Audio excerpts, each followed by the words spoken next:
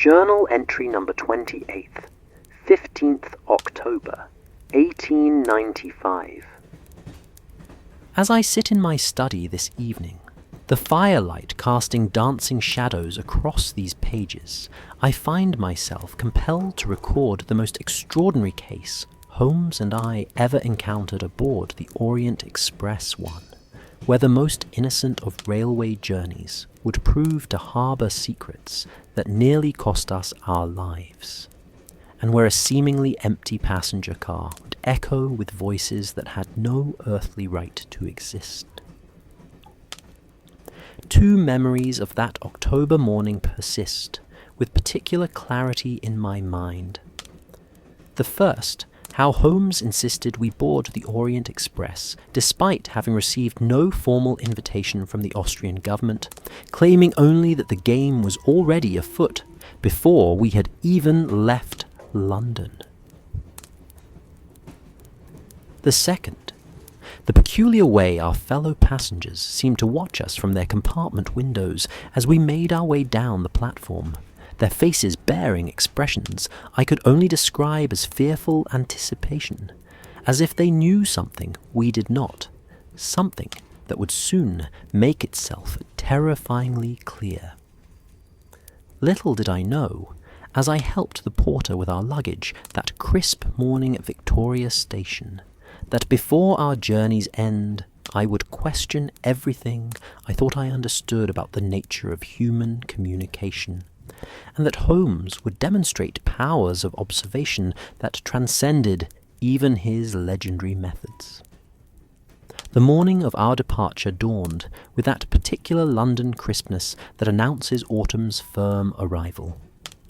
I had awakened early, as was my custom, to find Holmes already dressed and standing at our Baker Street window, his sharp profile silhouetted against the grey light filtering through the fog. His posture suggested that state of intense concentration I had come to recognize over our years of partnership, the stillness of a predator who has caught an interesting scent. "Ah, Watson," he said, without turning from the window, "I trust you have packed for continental travel. We depart for Vienna on the 11 o'clock Orient Express." I confess that his announcement caught me entirely off guard. My medical bag stood ready, as always, but I had received no indication that we were to undertake any journey, let alone one to the Austrian capital. Setting down my morning cup of tea, I regarded my friend with what I hoped was patient curiosity, rather than exasperation. "Vienna, Holmes. I was unaware we had accepted any case requiring such extensive travel." For the first time that morning, he turned from the window, and I was struck by the peculiar intensity in his grey eyes. There was something there I had rarely seen before, a combination of excitement and what I could only describe as unease. In our years together, I had witnessed Holmes display every emotion from triumph to frustration, but genuine uncertainty was foreign to his nature. "That, my dear fellow, is precisely what makes this matter so intriguing," he replied, moving to his desk where several telegrams lay scattered like fallen leaves. 3 days ago, I received what appeared to be a routine inquiry from a Herr Professor Steinberg of the University of Vienna, requesting consultation on a matter of, how shall I put it, acoustic archaeology. He handed me the topmost telegram, its text brief and unremarkable. "Mr. Holmes, stop require urgent consultation. Vienna stop matter of extreme delicacy concerning historical voices. Stop Professor Steinberg." "Stop acoustic archaeology," I repeated, finding the term as puzzling as it was intriguing. "I confess, Holmes, that my medical training has left me unfamiliar with such a field of study." A thin smile played across his lips. "Indeed, Watson, because no such field exists." Yet yesterday I received a second communication this time from the Austrian Ministry of the Interior, confirming our travel arrangements and expressing their gratitude for our acceptance of this most sensitive assignment. He produced a more formal document, bearing official seals and written in that peculiarly ornate German script I remembered from my university days. Though my German was serviceable, the bureaucratic language proved challenging to decipher completely. Holmes, surely you did not accept an assignment of which you know so little? On the contrary, Watson, I have accepted nothing. Yet, our tickets have been purchased, our compartments reserved, and according to this morning's post, our meals are arranged for the duration of the journey. He gestured to a neat stack of railway documents that had appeared on our table, as if by magic. Someone wishes us very much to be aboard that train, and their desire is sufficiently urgent that they have taken the liberty of assuming our compliance. Looking back now, I can see that this should have served as adequate warning of the extraordinary events that awaited us. At the time, however, I found myself caught up in that familiar excitement that accompanied the beginning of a new mystery. Holmes's enthusiasm for the unknown had always been infectious, and despite my reservation, Elle felt the old stirring of anticipation. "Then, we are to go?" I asked, already knowing the answer. "My dear Watson, when has such a puzzle ever presented itself that we have not felt compelled to follow it to its conclusion? Besides," he added with that mischievous gleam I knew so well, "the Orient Express is said to be the most luxurious train in Europe. Surely a consulting detective and his colleague deserve such comfort on occasion." Within the hour, we had gathered our belongings and made our way through London's bustling streets to Victoria Station. The morning fog had lifted somewhat, revealing the grand Victorian architecture of the terminal in all its sooty magnificence. The Orient Express stood at platform 8, its deep blue carriages gleaming despite the perpetual London grime, each car bearing the distinctive coat of arms that marked it as belonging to the Compagnie Internationale des Wagons Lits. I had read of the Orient Express, naturally. What educated Englishman had not? But seeing it in person proved quite different from the newspaper descriptions.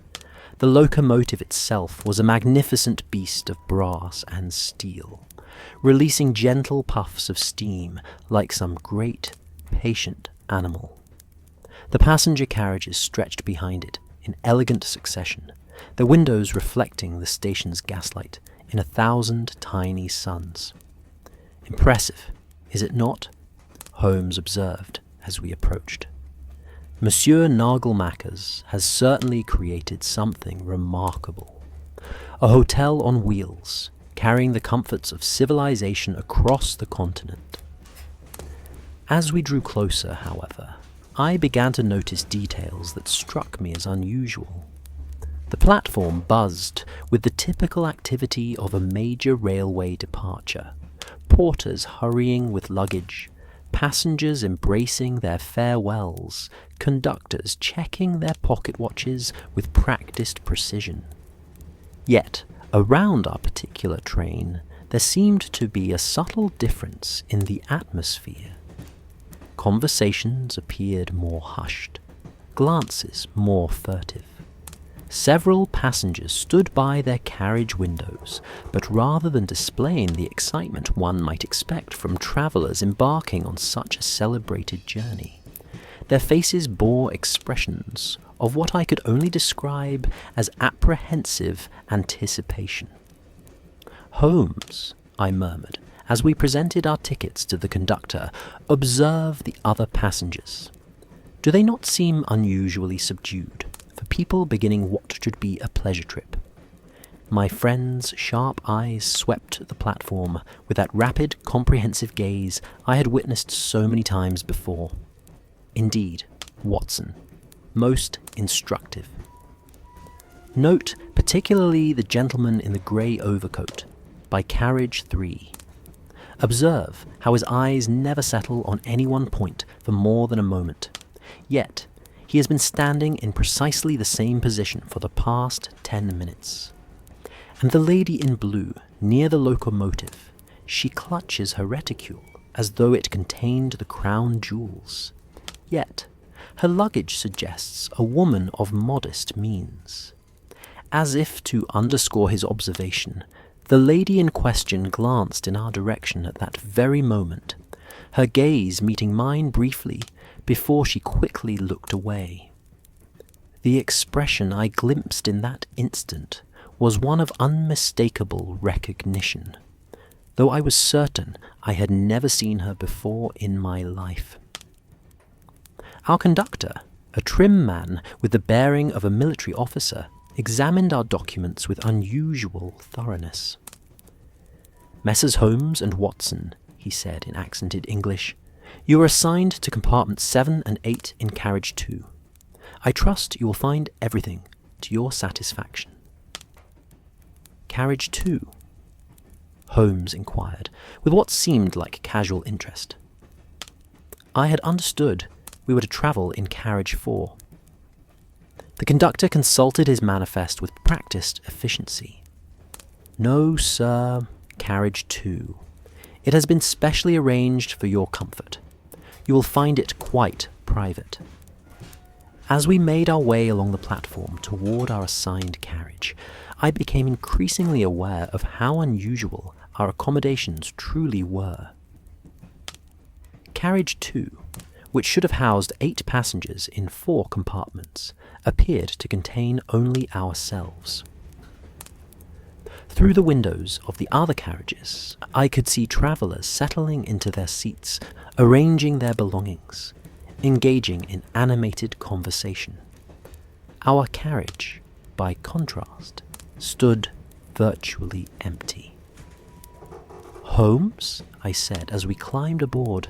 "Surely it's unusual for the railway company to provide us with an entire carriage, the expense alone. Most unusual indeed, Watson." The Orient Express is typically booked months in advance. Yet, here we find ourselves with accommodations that would ordinarily house 6 additional passengers. He paused in the narrow corridor between compartments, his keen eyes taking in every detail of our surroundings. Either we are travelling companions to persons of extraordinary importance, or someone has gone to considerable trouble to ensure our privacy. My compartment proved to be everything the railway's reputation had promised. The furnishings were of the finest quality, polished wood panels, brass fittings that gleamed like gold, upholstery in rich burgundy velvet that invited rest. A small but complete wash basin occupied one corner, while the window afforded an excellent view of the bustling platform. Most impressive of all was the ingenious manner in which every inch of space had been utilized without sacrificing comfort. Clearly, considerable thought had gone into creating these mobile sanctuaries. Holmes's compartment, adjacent to mine, was identically appointed. As I unpacked my few belongings, I could hear him moving about next door with that restless energy that always possessed him at the beginning of an investigation. Periodically, he would step into the corridor, and I would catch glimpses of him examining the carriage's construction with the intensity of an architect studying blueprints. At precisely 11 o'clock, the Orient Express began its stately departure from Victoria Station. The initial movement was so smooth as to be almost imperceptible, a gentle settling sensation, followed by the gradual acceleration that would carry us across England toward the Channel crossing. I positioned myself at my compartment window to watch London slip away behind us, the familiar streets and buildings giving way to the suburbs countryside that surrounded the capital. The morning passed pleasantly enough. Holmes divided his time between studying the railway timetables and what appeared to be architectural plans of our carriage, while I occupied myself with a medical journal I had brought for the journey. Periodically, one of us would venture into the corridor, ostensibly to stretch our legs, but in reality, to observe our mysterious travelling conditions.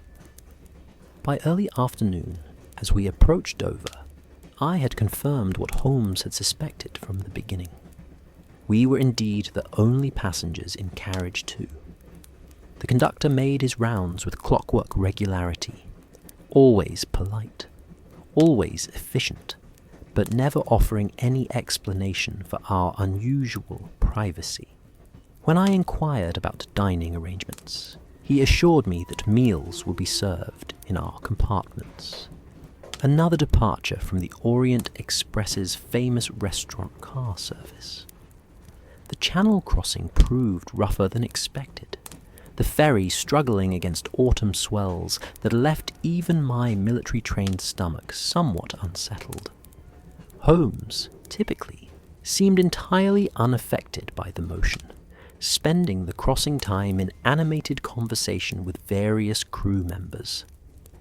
I noticed that his inquiries appeared to focus on the train's passengers, who they were, where they were bound, what had brought them aboard this particular journey. "Learn anything of interest?" I asked, as we reboarded the train at Calais. "Several things, Watson, none of them entirely satisfactory." He settled into his seat as the continental portion of our journey began. "Our conductor's name is Michel Dubois, and he has worked for the Compagnie Internationale for 7 years. This is not his usual route. He was specially assigned to our carriage just 3 days ago. The regular conductor for this run was reassigned to other duties without explanation. That does seem unusual. More unusual still, he has been instructed to ensure that no other passengers enter carriage 2 under any circumstances. When I pressed him for the reason, he claimed only that these were his orders from the company directors. Holmes steepled his fingers, and that gesture, I knew, indicated deep thought. "Watson, in your experience, do railway companies typically go to such extraordinary lengths to accommodate passengers who have not even requested special treatment?" I was forced to admit that they did not.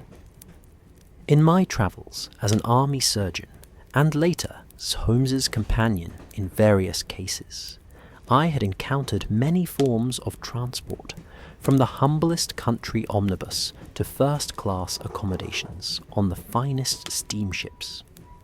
Never had I experienced anything approaching the mysterious solicitude being shown to us.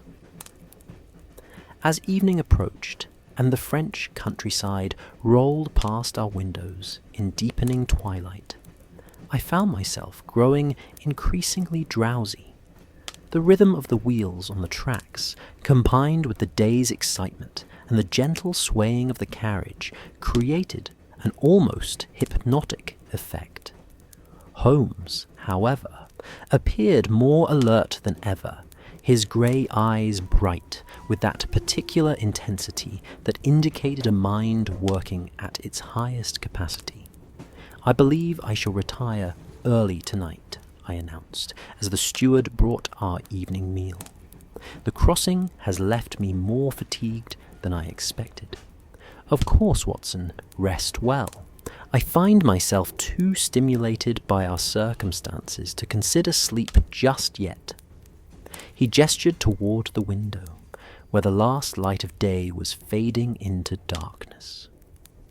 "There is something about this journey that demands investigation, and nighttime often reveals truths that daylight conceals.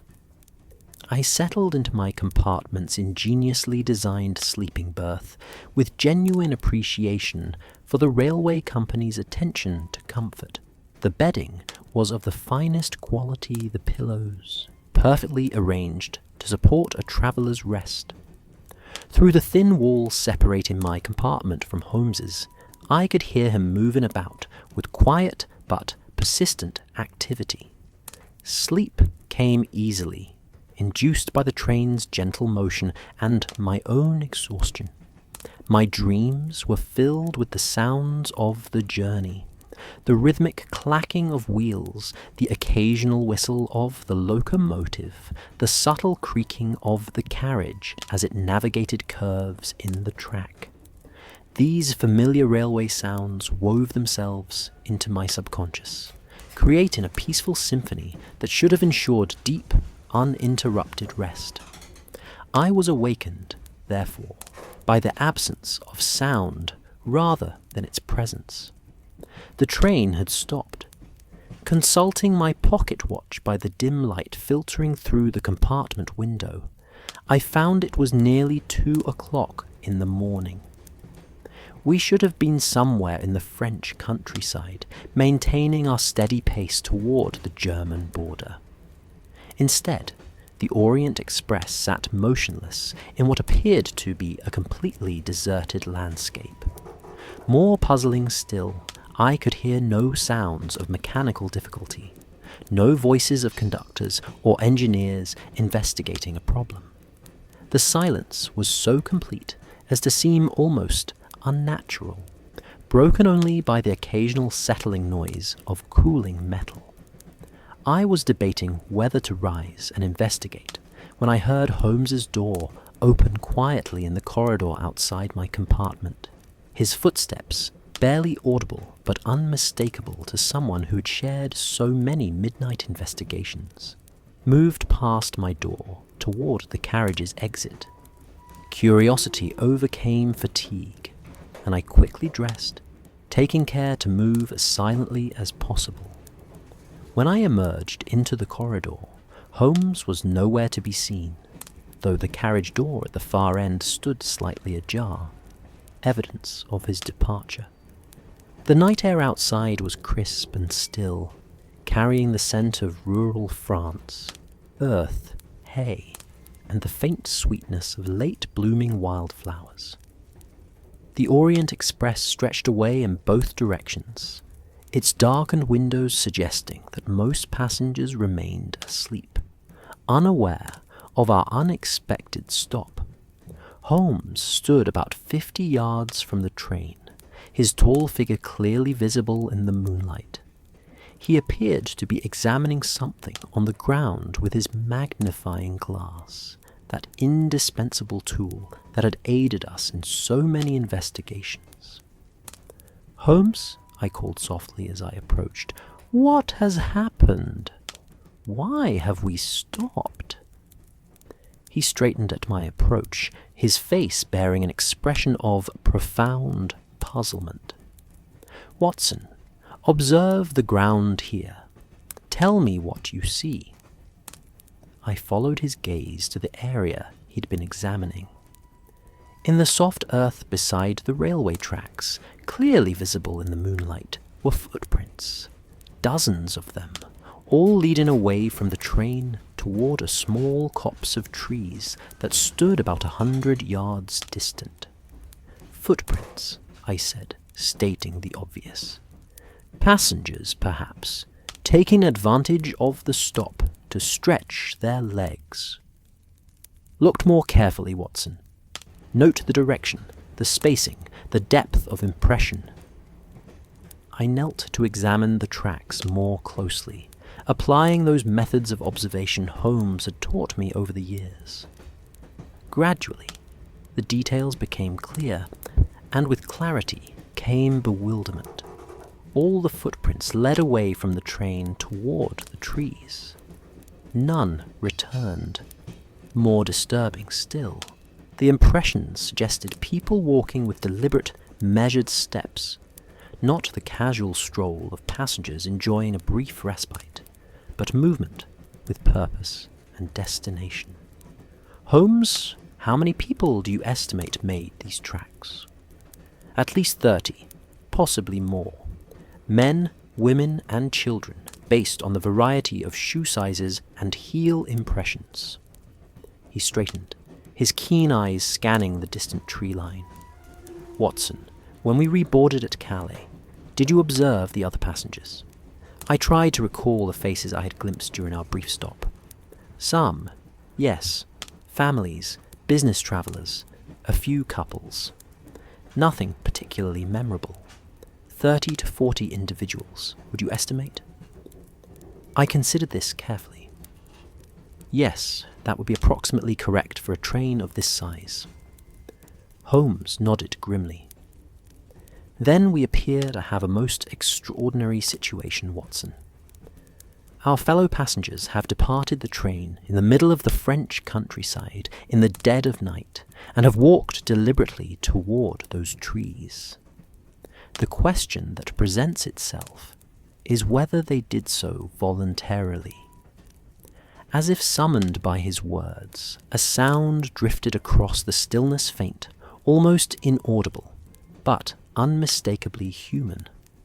Voices coming from the direction of the trees, too distant and indistinct for individual words to be discernible, but carrying an odd rhythmic quality that suggested chanting or recitation. Do you hear that, Watson? I strained my ears against the silence. Yes, I believe I do. Voices, perhaps singing. Listen more carefully. Note the cadence, the repetitive nature.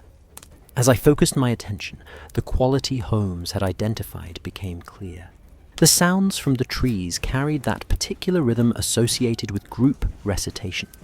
Not singing, but the synchronized speaking of multiple voices delivering identical words. It sounds almost like a religious service, or something masquerading as one. Holmes began walking back toward the train, his manner suggesting sudden urgency. Watson, I believe we should return to our compartments. There are forces at work here that we do not yet understand, and discretion may prove the better part of valor. We had almost reached the train when Holmes suddenly stopped, his hand grasping my arm with surprising force. Watson, he whispered urgently, look at carriage 3. I followed his gaze and felt a chill that had nothing to do with the night air. Through the windows of carriage 3, which should have been dark and silent like all the others, I could see the faint glow of lamplight. More unsettling still, silhouetted against that light were figures, passengers who should have been asleep in their berths, but who instead appeared to be awake and active. Holmes, if the passengers from the other carriages have gone to the trees, who? Precisely the question, Watson. Who, indeed? As we climbed back aboard our carriage, I found myself glancing over my shoulder toward the distant trees, where the voices continued their mysterious recitation. The Orient Express, which had represented luxury and sophistication just hours earlier, now felt like something far more sinister. A trap, perhaps, or a stage upon which a drama of unknown purpose was being performed. Holmes paused outside his compartment door, his expression grave. Watson, I believe we have stumbled into something far more complex than a simple consulting case. Tomorrow, we must observe everything with the utmost care and trust, no one beyond ourselves. What do you think is happening, Holmes? For a long moment he was silent, his grey eyes reflecting the corridor's dim lamplight. When he finally spoke, his voice carried a quality I had rarely heard before. Genuine uncertainty mixed with something approaching concern. I cannot say with certainty, Watson, but I fear we have become unwitting participants in an affair that goes far beyond acoustic archaeology or any legitimate scholarly inquiry. He placed his hand on his door handle, then paused. Before we retire, there is one more thing you should know. Yes? During my examination of the area around the train, I discovered something else. Additional footprints, leading not towards the trees, but circling our carriage. Someone has been watching us, Watson. Someone who moved with great care to avoid detection, but who was nonetheless present during our investigation. Watching us. But why? Holmes's smile was grim. That, my dear fellow, is what we must discover.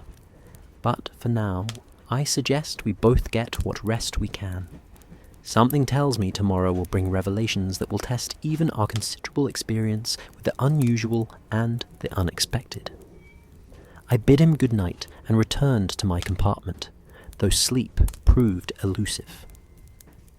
Through the thin walls I could hear Holmes moving about with quiet but persistent activity, and occasionally, very faintly, the sound of voices from the direction of the trees.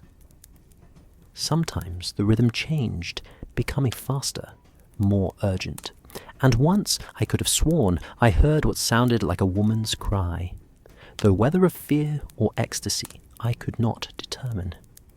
Just before dawn, I was awakened by Holmes's urgent whisper at my door. "Watson, are you awake?" I rose quickly and opened the door to find my friend fully dressed, his face bearing an expression of the most intense concentration. "What is it, Holmes? Listen," he said simply. I strained my ears against the pre-dawn silence. At first I heard nothing unusual. The familiar sounds of a train at rest, the distant call of early birds, the whisper of wind through trees. Then gradually I became aware of what had captured Holmes's attention. Voices. But not from the distant trees, where we had heard the mysterious gathering the night before. These voices were much closer, seeming to come from within our very carriage, faint, indistinct, but unmistakably present, the sound of conversation where no conversation should exist. "Holmes," I whispered, "are there other passengers in our carriage after all?" His reply sent a chill down my spine that had nothing to do with the morning cold. "Watson, I have spent the better part of the night investigating every inch of this carriage. We are alone, completely alone.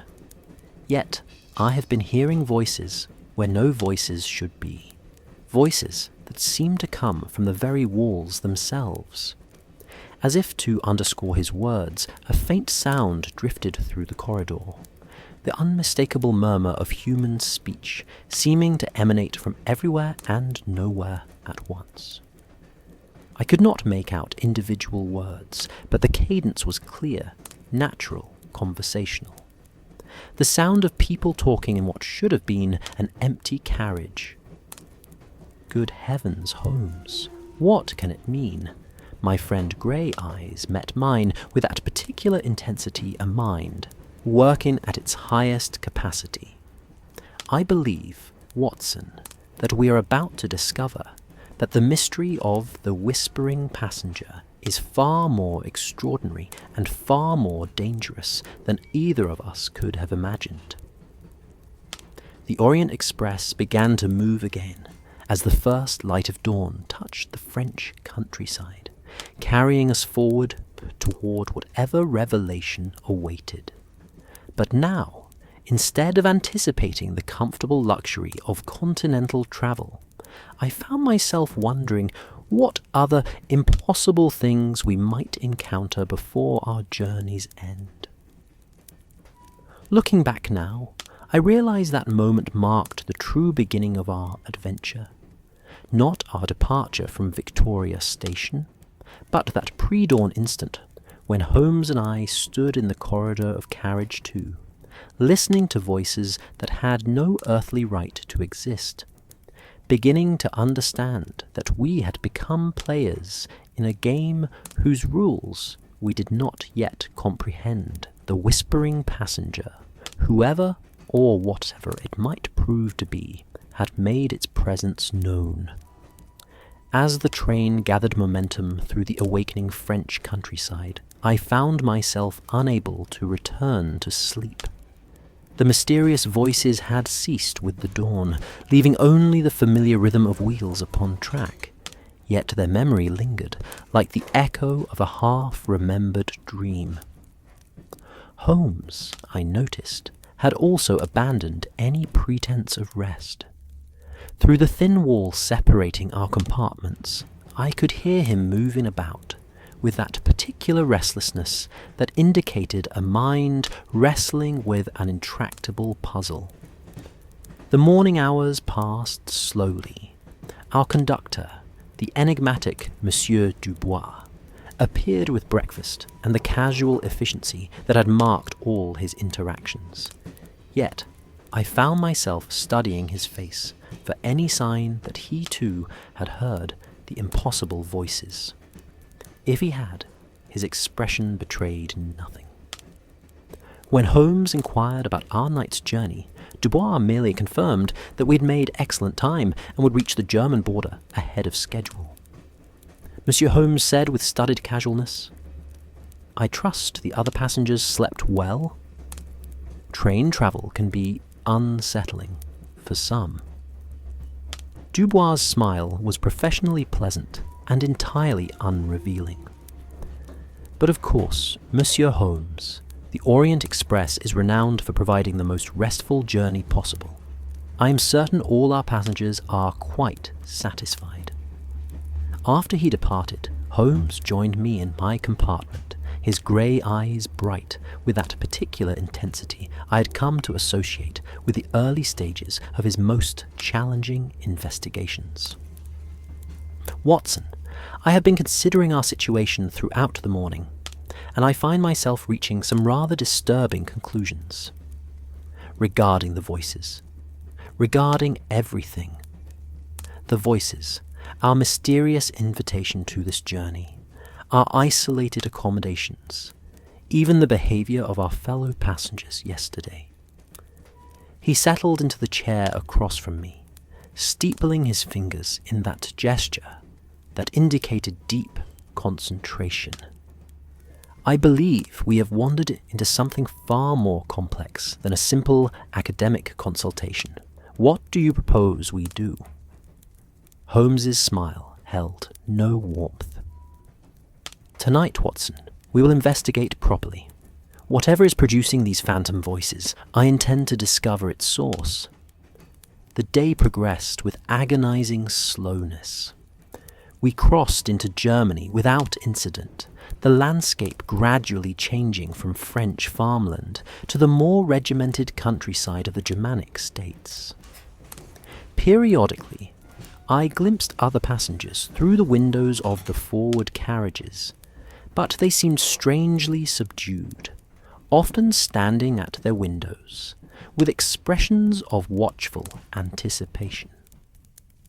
As evening approached, and dinner was served in our compartments with the same mysterious efficiency that had marked all our service, Holmes outlined his plan.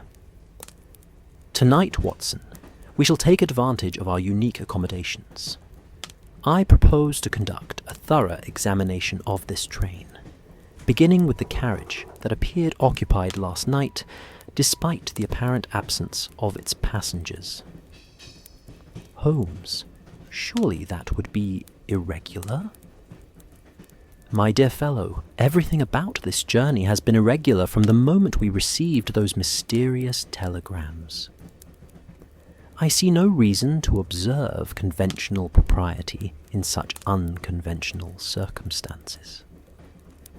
Near midnight, as the Orient Express thundered through the German darkness, Holmes appeared at my compartment door, dressed in his travelling clothes and carrying what appeared to be a small leather satchel, of the type he typically reserved for his most delicate investigative equipment. Come, Watson, the game is afoot. We moved through our carriage with the stealth of experienced investigators, pausing at the connecting door that led to carriage 3. Holmes applied his ear to the door with scientific precision, listening intently before carefully manipulating the handle.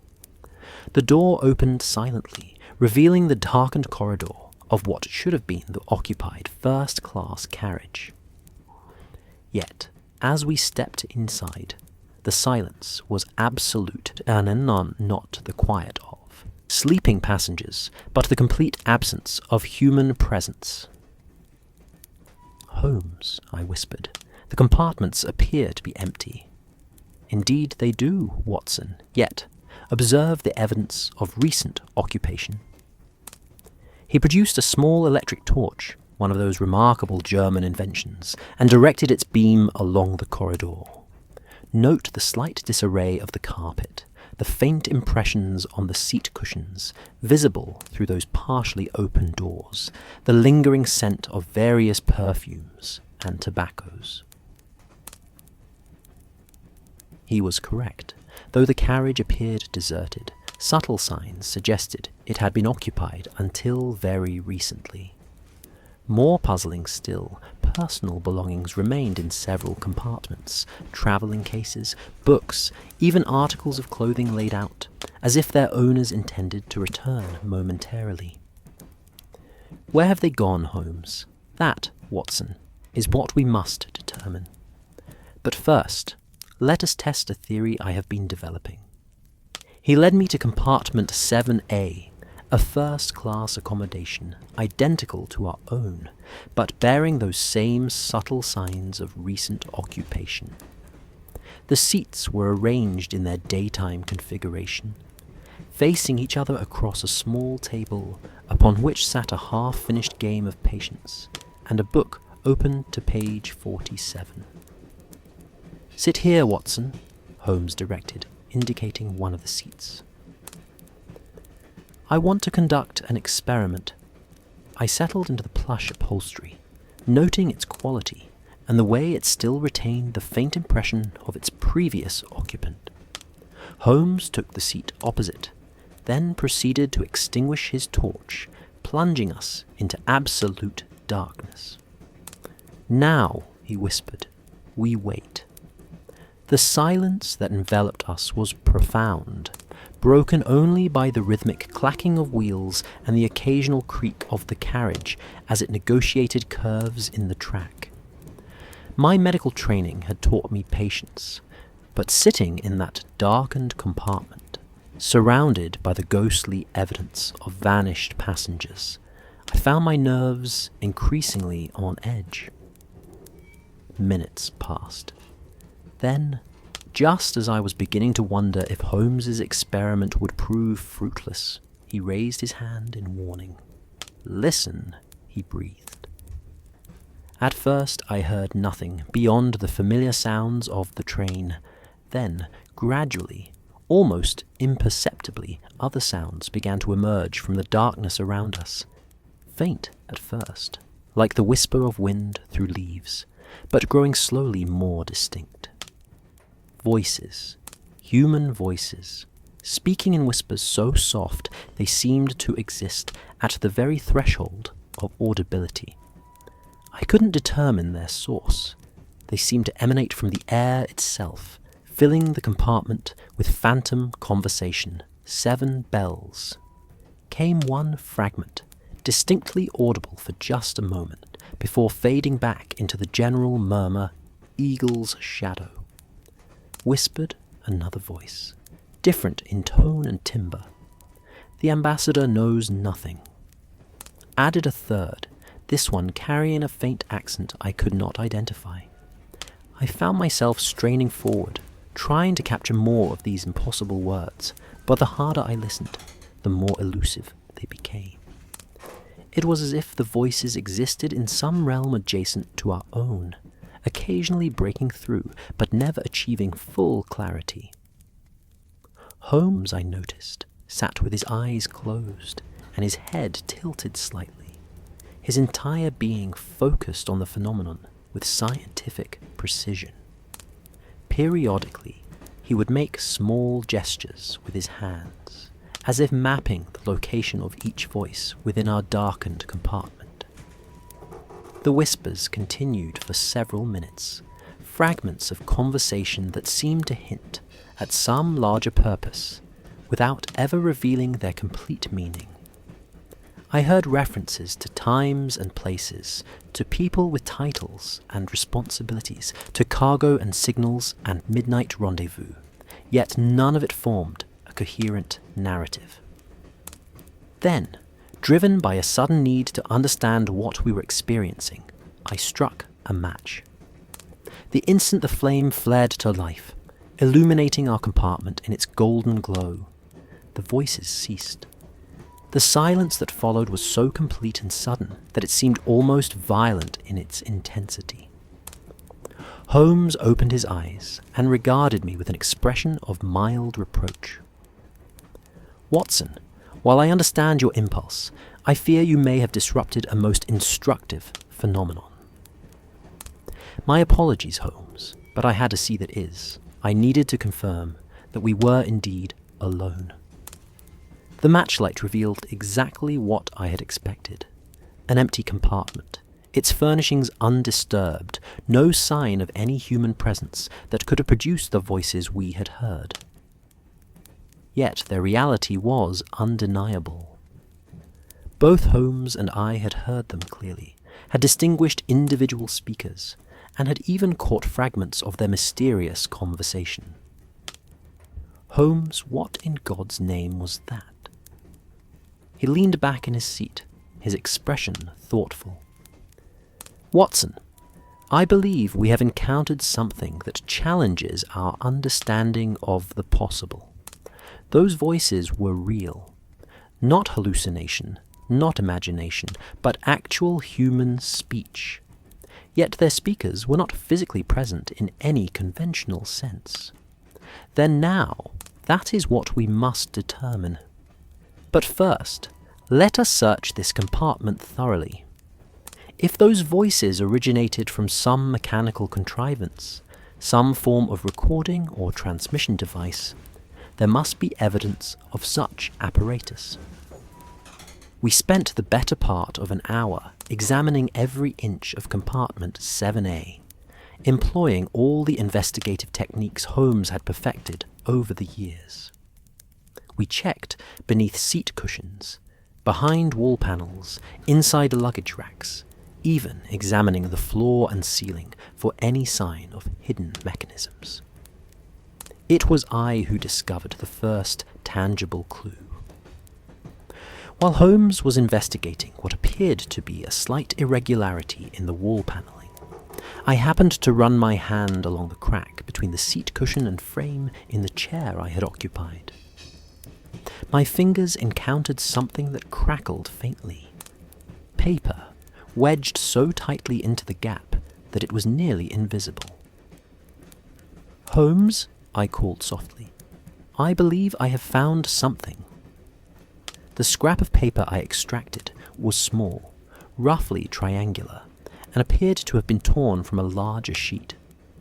In the flickering light of Holmes's torch, I could make out partial words written in a hasty hand. "Berg Junction, midnight signal. The cargo must." The text broke off where the paper had been torn, leaving the message incomplete and tantalizingly mysterious. Holmes examined the fragment with intense interest, holding it close to the light and studying both the writing and the quality of the paper itself. "Most instructive, Watson. Note the paper high quality with a watermark I believe I recognize.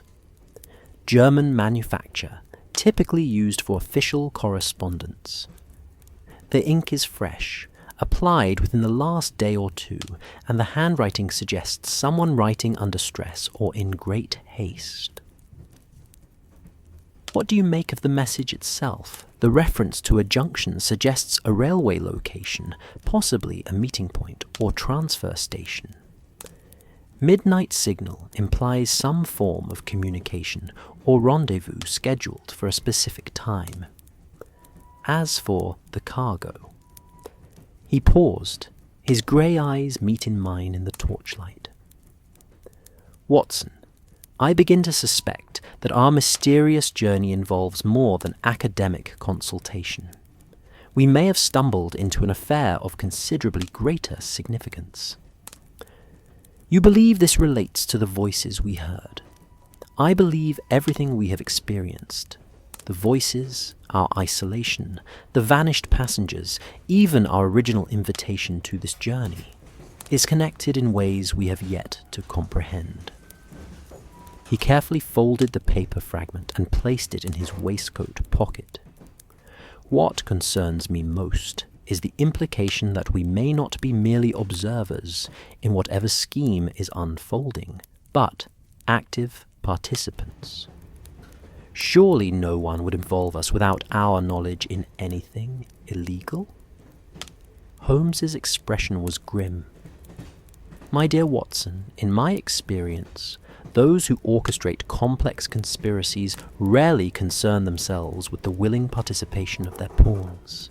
We must assume that our presence on this train serves someone's purpose, whether we understand that purpose or not. As if summoned by his words, a new sound reached us from the darkness beyond our compartment.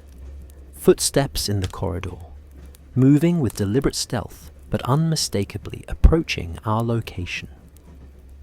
Holmes extinguished his torch immediately, plunging us back into absolute darkness. The footsteps continued their approach, measured and careful, clearly belonging to someone who wished to avoid detection. Watson, Holmes breathed in my ear. We must return to our own carriage immediately. Whatever is approaching, I suspect it would be inadvisable for us to be discovered here. We rose from our seats with infinite care, moving toward the compartment door with the silent precision of experienced hunters. The footsteps in the corridor had stopped, but their cessation was more ominous than their approach had been. Someone was out there, listening, waiting, perhaps aware of our presence. Holmes opened the compartment door with agonizing slowness, peering into the corridor beyond. For a moment, he remained motionless, then gestured for me to follow. We crept through the darkened carriage like shadows, retracing our steps toward the safety of our own quarters. Behind us, I could sense, rather than hear, some presence, as if eyes were watching our retreat through the darkness. Only when we had passed through the connecting door and secured it behind us did Holmes allow himself to speak. Watson, I fear our investigation has been observed. We are no longer merely mysterious passengers on an unusual journey. We have become active participants in whatever drama is unfolding aboard this train. What do you propose we do? For tonight, nothing. We have learned much, but we have also revealed our own interest in these matters to whoever is orchestrating them. He paused at his compartment door, his expression grave. Tomorrow, we must be even more careful, even more observant. And we must be prepared for the possibility that our mysterious hosts may decide to take a more direct interest in our activities. As I prepared for what remained of the night, I found myself reflecting on the extraordinary events we had witnessed. The voices in the darkness had been real, of that I was certain, yet their source remained completely mysterious. The torn message suggested conspiracy and midnight rendezvous, yet its meaning remained frustratingly incomplete. Most disturbing of all was the growing certainty that Holmes and I had become unwitting players in a game whose stakes and objectives we did not understand. Whatever lay ahead as the Orient Express carried us deeper into the heart of Europe. I suspected it would test our skills, our courage, and our friendship in ways we could not yet imagine. The whispering passenger, I realized, was no longer merely a mystery to be solved. It had become a force that might well determine whether we reached Vienna alive. Dawn brought little relief from the tensions of our midnight investigation. If anything, the bright morning light streaming through our compartment windows seemed to emphasize, rather than diminish, the strangeness of our circumstances. Holmes appeared at my door as I was completing my morning ablutions, his face bearing that expression of intense concentration that indicated a night spent in deep thought rather than restful sleep. "Watson, I have been considering the acoustic properties of railway carriages," he announced without preamble, "and I believe I may have developed a theory regarding our phantom voices. Indeed, consider the construction of these carriages, the wooden panelling, the arrangement of compartments, the way sound travels through such confined spaces. It occurs to me that someone with sufficient knowledge of acoustics might be able to use the very architecture of the train as a kind of speaking tube, projecting their voice from one location to appear in another. I found this notion intriguing, though the technical details were beyond my medical training. You believe the voices were human, after all?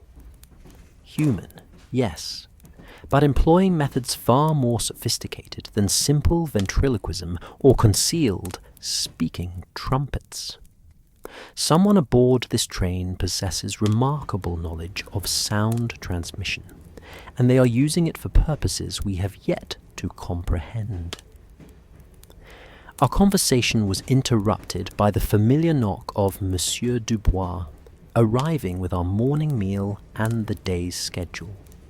According to his information, we would be making an extended stop at Liège in Belgium, allowing passengers to stretch their legs and for the locomotive to take on water and coal.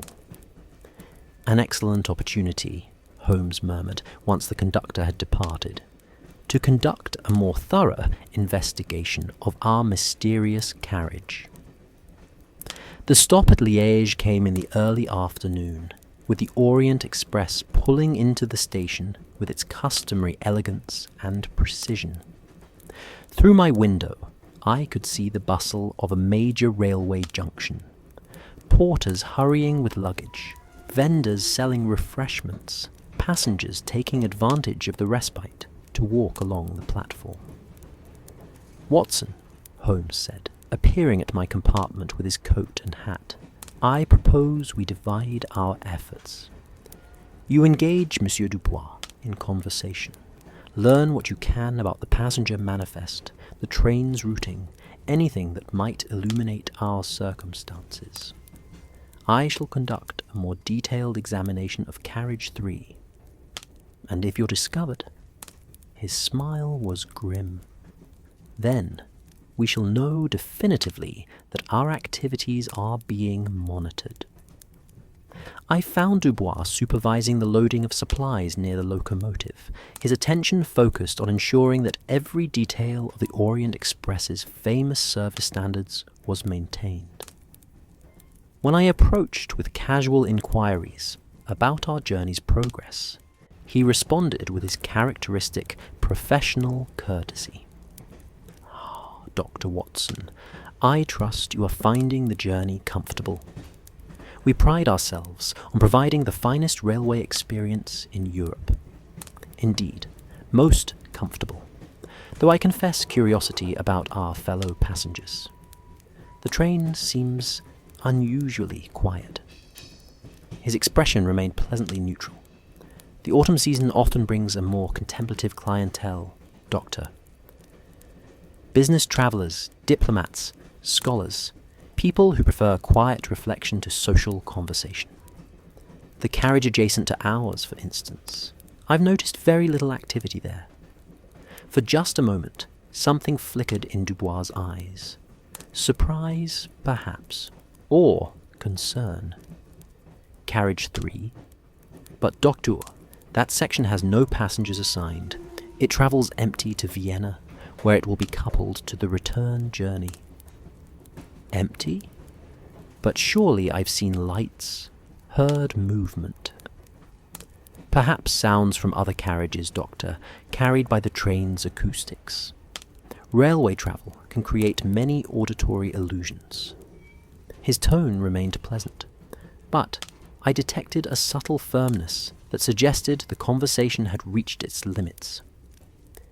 If you will excuse me, I must attend the departure preparations. As he moved away, I reflected on his words with growing unease. Either Dubois was lying about Carriage 3, or someone was using the supposedly empty section without his knowledge. Neither possibility was reassuring. Meanwhile, Holmes had vanished into the train's interior with that silent efficiency I had witnessed so many times before. I positioned myself on the platform, where I could observe both our carriage and the general activity around the train, hoping to spot anything unusual or revealing. It was during this observation that I witnessed something that sent a chill down my spine. From the doorway of Carriage 4, a man emerged with obvious haste. He was tall, well-dressed in the manner of a continental businessman, and carried what appeared to be a leather diplomatic pouch chained to his wrist. His movements suggested not the casual stretching of legs that characterized other passengers, but the urgent purpose of someone with pressing business. What made his appearance particularly unsettling was the way he glanced repeatedly over his shoulder, as if ensuring he was not being followed. When his eyes swept across the platform and momentarily met mine, I saw in them an expression of barely controlled fear. The man hurried through the station crowd with the skill of someone familiar with such environments, weaving between porters and passengers with practiced ease.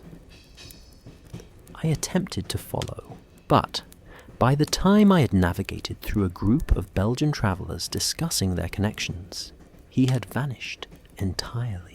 I was standing near the station's main entrance, searching the crowd for any sign of my quarry, when I felt a light touch on my elbow.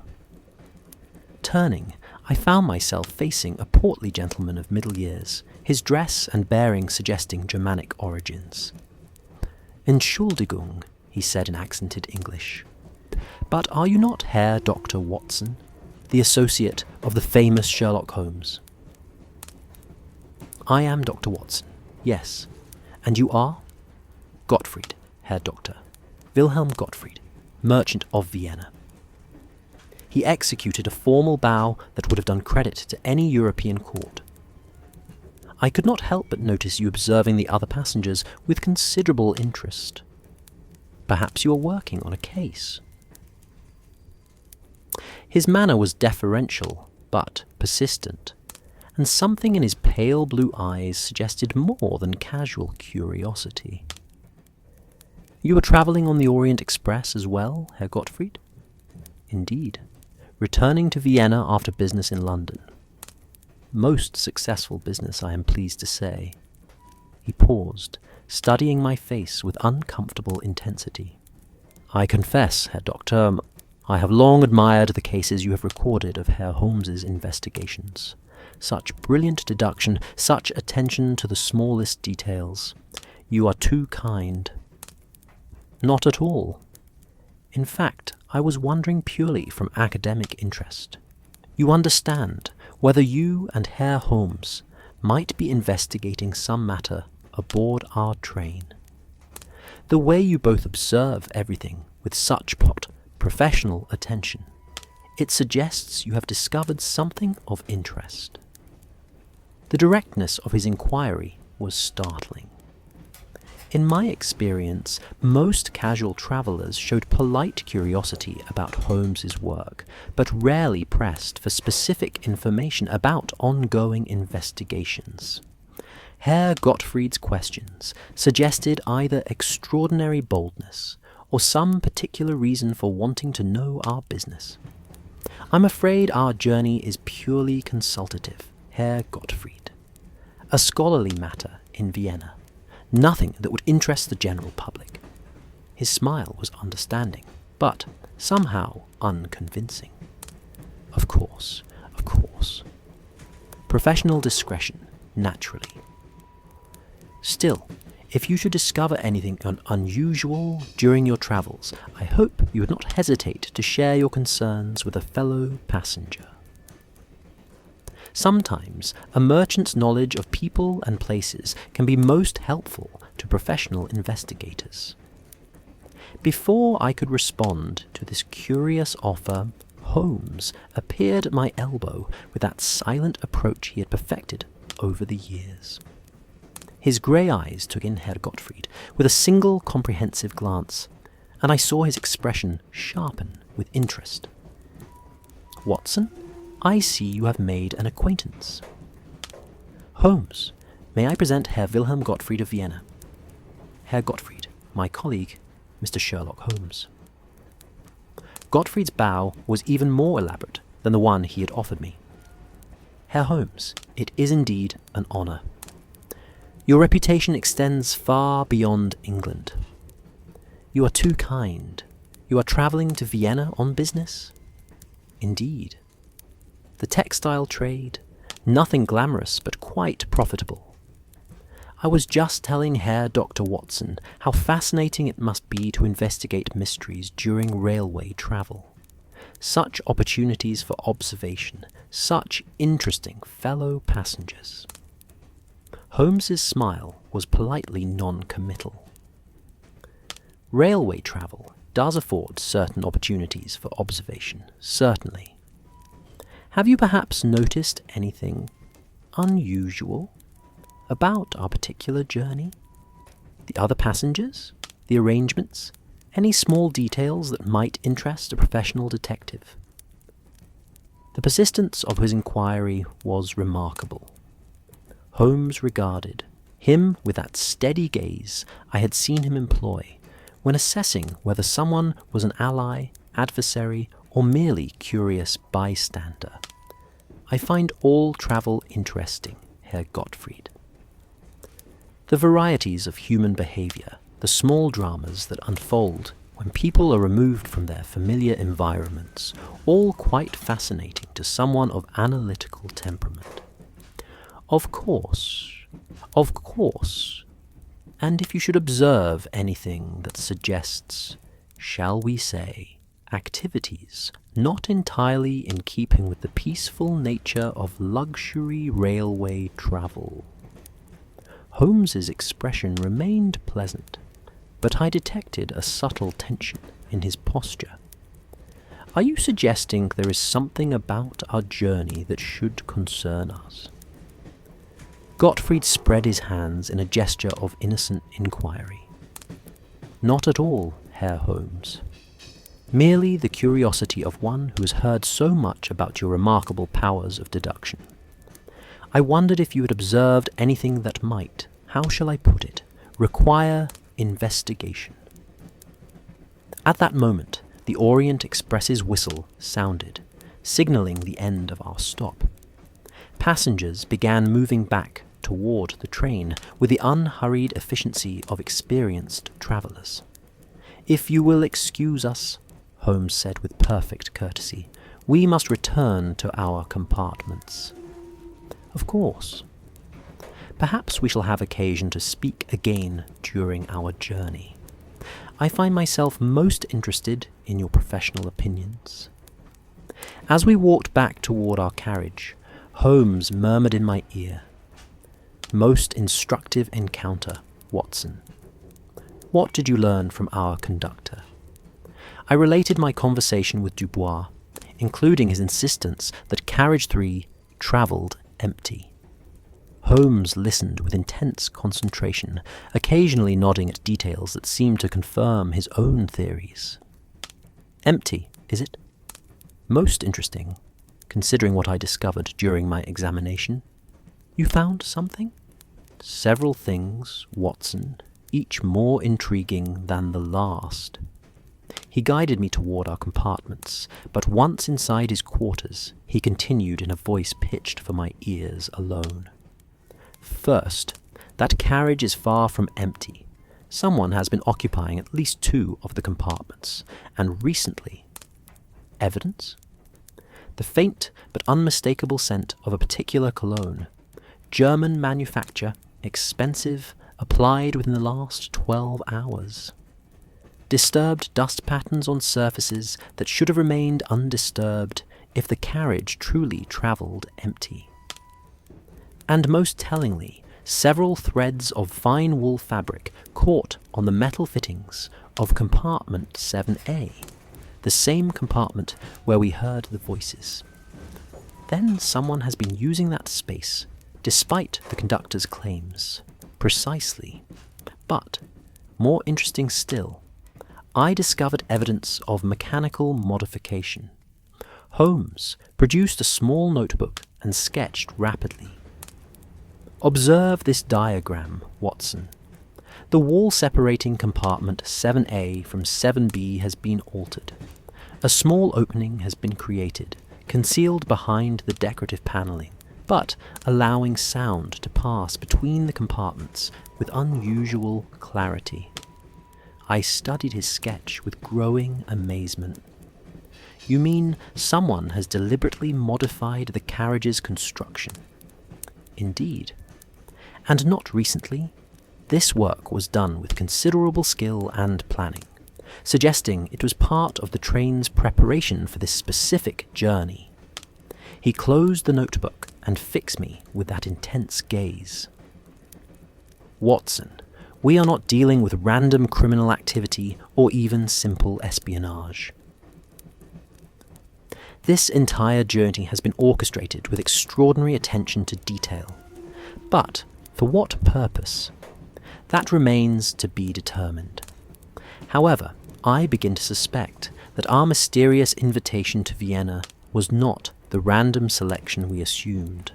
Someone wanted us aboard this train in these specific compartments at this particular time. The implications of his words were deeply unsettling. You believe we were targeted specifically? Consider the evidence, Watson. Our unusual accommodations, the empty carriage adjacent to ours that proves not to be empty, the acoustic modifications that would allow communication without detection, even the behaviour of our fellow passengers. He paused, his expression grave. I fear we have been cast in roles in a drama whose plot we do not yet understand. And Herr Gottfried? Ah yes, our inquisitive merchant. His questions were far too specific and persistent for mere curiosity. He knows more about our circumstances than he admits, and his interest in our observations suggests he has reasons to be concerned about what we might discover. As the Orient Express resumed its journey through the Belgian countryside, I found myself reflecting on the afternoon's revelations with growing unease. The phantom voices now seemed the least of our mysteries. We were travelling aboard a train that had been deliberately modified for purposes unknown, accompanied by passengers who were not what they seemed, and supervised by staff who were either ignorant of the true situation or complicit in whatever scheme was unfolding. Holmes, what do you propose we do? My friend was silent for several minutes, gazing out at the passing landscape with that distant expression that indicated deep thought. When he finally spoke, his voice carried a quality of determination I had rarely heard before. Tonight, Watson, we discover exactly what is happening in the supposedly empty carriage 3. But this time, we shall not rely on passive observation. If someone is using that space for clandestine communication, I intend to learn not only how they are accomplishing it, but what they are communicating about. That could be dangerous. Undoubtedly. But remaining ignorant of our circumstances strikes me as even more perilous. He turned from the window, his grey eyes bright with that peculiar excitement that always accompanied his most challenging cases. Besides, whoever orchestrated this elaborate charade has made one crucial error. Which is, they have underestimated both our curiosity and our capabilities. Tonight, Watson, the hunters become the hunted. As evening descended over the European countryside, and the Orient Express carried us deeper into the heart of the continent, I prepared myself for what promised to be another night of extraordinary and possibly dangerous investigation. The whispering passenger, whatever form it might ultimately take, was about to discover that Sherlock Holmes and Dr. Watson were not so easily manipulated as whoever had arranged our mysterious journey had assumed. The game, as Holmes so often said, was indeed afoot. The night that followed our encounter with Herr Gottfried proved to be one of the most illuminating of my long association with Holmes. While I attempted to find rest in my compartment, my friend embarked upon what I can only describe as a marathon of analytical deduction that would demonstrate once again why his reputation as Europe's foremost consulting detective was so richly deserved. I was awakened near 2 o'clock by the soft sound of Holmes moving about in his compartment with that particular restless energy I had come to associate with his most intensive periods of mental activity. Through the thin wall separating our quarters, I could hear the rustle of papers, the scratch of his pen, and occasionally his voice murmuring fragments of words and phrases as he worked through some complex puzzle. Unable to return to sleep, I rose and tapped gently on the connecting door between our compartments. Holmes's voice invited me to enter, and I found him surrounded by what appeared to be the controlled chaos of a scholar's study transported to the confines of a railway carriage. Papers covered every available surface. His small travelling desk, both seats, even portions of the floor. Some bore his familiar handwriting in various forms, lists, diagrams, what appeared to be mathematical calculations. Others contained symbols and notations I did not immediately recognize. At the center of this organized confusion sat Holmes himself, still fully dressed despite the late hour, his grey eyes bright with the particular intensity that marked his moments of greatest insight. "Ah, Watson," he said, without looking up from the document he was examining. "Your timing is impeccable. I believe I am on the verge of a most significant breakthrough. You've been working on the whispered fragments we heard?" "Indeed, and the results are far more illuminating than I had dared to hope." He gestured to a sheet of paper covered with his neat handwriting. "Observe, Watson. I have transcribed every fragment we heard during our 2 excursions to Carriage 3, along with the partial message from the torn paper." I examined his transcription with growing fascination. 7 bells, eagle's shadow, the ambassador knows nothing, junction, midnight signal, the cargo must. "At first glance," Holmes continued, "these appear to be random fragments of conversation, possibly the remnants of some larger discussion we were unfortunate enough to overhear. However, when I began to analyze them systematically, certain patterns emerged." He produced another sheet, this one containing what appeared to be a form of mathematical notation. Consider the frequency of certain words, Watson. 7 appears twice in our collected fragments, as does signal. Eagle and shadow appear in immediate proximity, as do cargo and junction. This suggests not random conversation, but deliberate structured communication. A code, precisely. But not just any code, one specifically designed around railway terminology and logistics. His excitement was palpable as he spread out yet another document. Observe this. Watson, I have created a substitution table based on the assumption that common railway terms are being used to represent other concepts entirely. The table he showed me was remarkable in its complexity. Holmes had assigned potential meanings to dozens of railway-related words. Junction might mean meeting place, signal could represent message or communication, cargo obviously suggested goods being transported, but perhaps not the legitimate cargo of normal commerce. But Holmes, how can you be certain of these substitutions without knowing the complete context? Ah, Watson, that is where the torn message becomes invaluable. He produced the scrap of paper we had discovered beneath the seat cushion.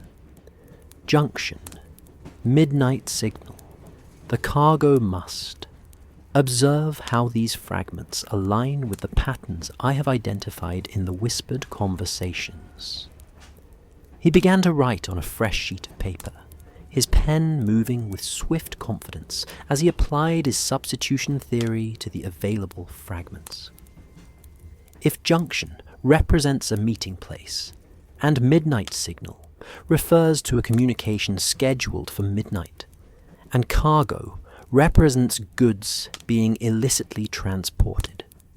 He paused, his pen hovering over the paper as he worked through the implications. Watson, I believe we have stumbled upon evidence of a sophisticated smuggling operation. Smuggling. But surely the Orient Express, with its reputation and security. Consider the genius of it, Watson. What better cover for moving valuable items across international borders than the most prestigious railway service in Europe? Diplomatic pouches, which are immune from customs inspection, could carry almost anything. And if the communication between conspirators could be conducted without detection. The implications of his deduction were staggering. The acoustic modifications you discovered in Carriage 3. Precisely. Someone has created a communication system that allows conspirators to exchange information without being physically present in the same location. The whispers we heard were not supernatural phenomena, but coded messages being transmitted through the train's modified structure. I studied his notes with growing amazement at both the audacity of the scheme and the brilliance of Holmes's analysis. But who could orchestrate such an elaborate conspiracy? That, Watson, brings us to the most disturbing aspect of this entire affair. Holmes's expression grew grave as he consulted yet another document. Based on the references to ambassador and the presence of diplomatic pouches, I believe we are dealing with corruption at the highest levels of international diplomacy. Surely not. Consider the evidence. Official diplomatic correspondence arranged our journey, yet no legitimate consulting assignment awaited us in Vienna. Our accommodations were arranged to place us adjacent to the modified carriage, possibly to serve as unwitting witnesses or even unwitting participants. And most tellingly, the fragments we have overheard suggest the involvement of diplomatic personnel from multiple nations. He rose from his improvised desk and began pacing the narrow confines of his compartment, with that restless energy that marked his most intense periods of deduction. "Watson, I believe we have uncovered an international conspiracy involving the theft and smuggling of valuable artifacts, art, historical items, perhaps even state documents, using diplomatic immunity as protection and the Orient Express as a transportation. And Herr Gottfried? Yes, our inquisitive merchant." Holmes's smile was grim. His excessive curiosity about our observations, his specific questions about unusual activities, his obvious knowledge that something irregular was occurring aboard this train, all suggest he is far more than a textile merchant travelling on business. He returned to his papers, shuffling through them until he found a particular sheet covered with what appeared to be biographical notes. "I have been considering Herr Gottfried's behaviour and appearance with the analytical methods I typically apply to criminal investigations. His clothing, while well made, shows signs of being purchased in multiple countries. The tailoring is English, but the fabric Germanic, and the buttons French. His manner of speech suggests considerable education, far beyond what one might expect from a merchant in textiles. Most tellingly, his hands show no evidence of involvement in physical trade, no staining from dyes, no calluses from handling merchandise. You believe he is an impostor?" "I believe he is exactly what he appears to be, a go-between, a facilitator who arranges meetings and exchanges between parties who cannot afford to be seen together. His interest in our investigation suggests he knows we have stumbled upon something that could compromise his employers." The full scope of what Holmes was describing began to dawn on me with chilling clarity. Then, we are not merely unwitting passengers, but potential threats to an ongoing criminal enterprise? Worse than that, Watson. I suspect we were deliberately invited aboard this train to serve as witnesses to the legitimacy of whatever transaction is planned. Think about it. Who better to provide credible testimony that nothing unusual occurred during this journey than Sherlock Holmes and Dr. Watson? Our reputations for honesty and observation would make us ideal, unwitting alibis. The cynical calculation behind such a scheme was breathtaking in its audacity. But surely they could not have predicted that we would investigate the mysterious voices. On the contrary, I believe they counted on our curiosity. What better way to ensure we will be thoroughly familiar with all aspects of this journey than to provide us with a compelling mystery to investigate? They may have underestimated our ability to decode their communications, but our natural inclination to explore unusual phenomena would guarantee we would be well-informed witnesses to whatever they have planned. As the implications of his deductions settled over me, I found myself reviewing every aspect of our journey with new understanding.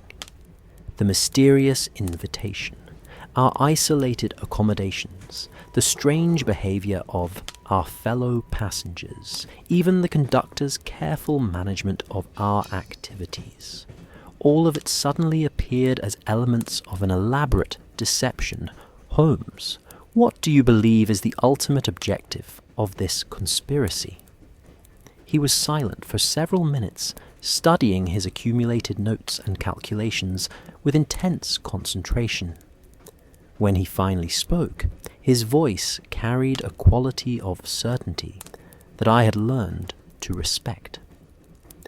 Based on the fragments we have decoded and the behavior patterns we have observed, I believe we are witnessing the culmination of a long-planned operation to transport stolen cultural artifacts from London to recipients in Vienna and St. Petersburg.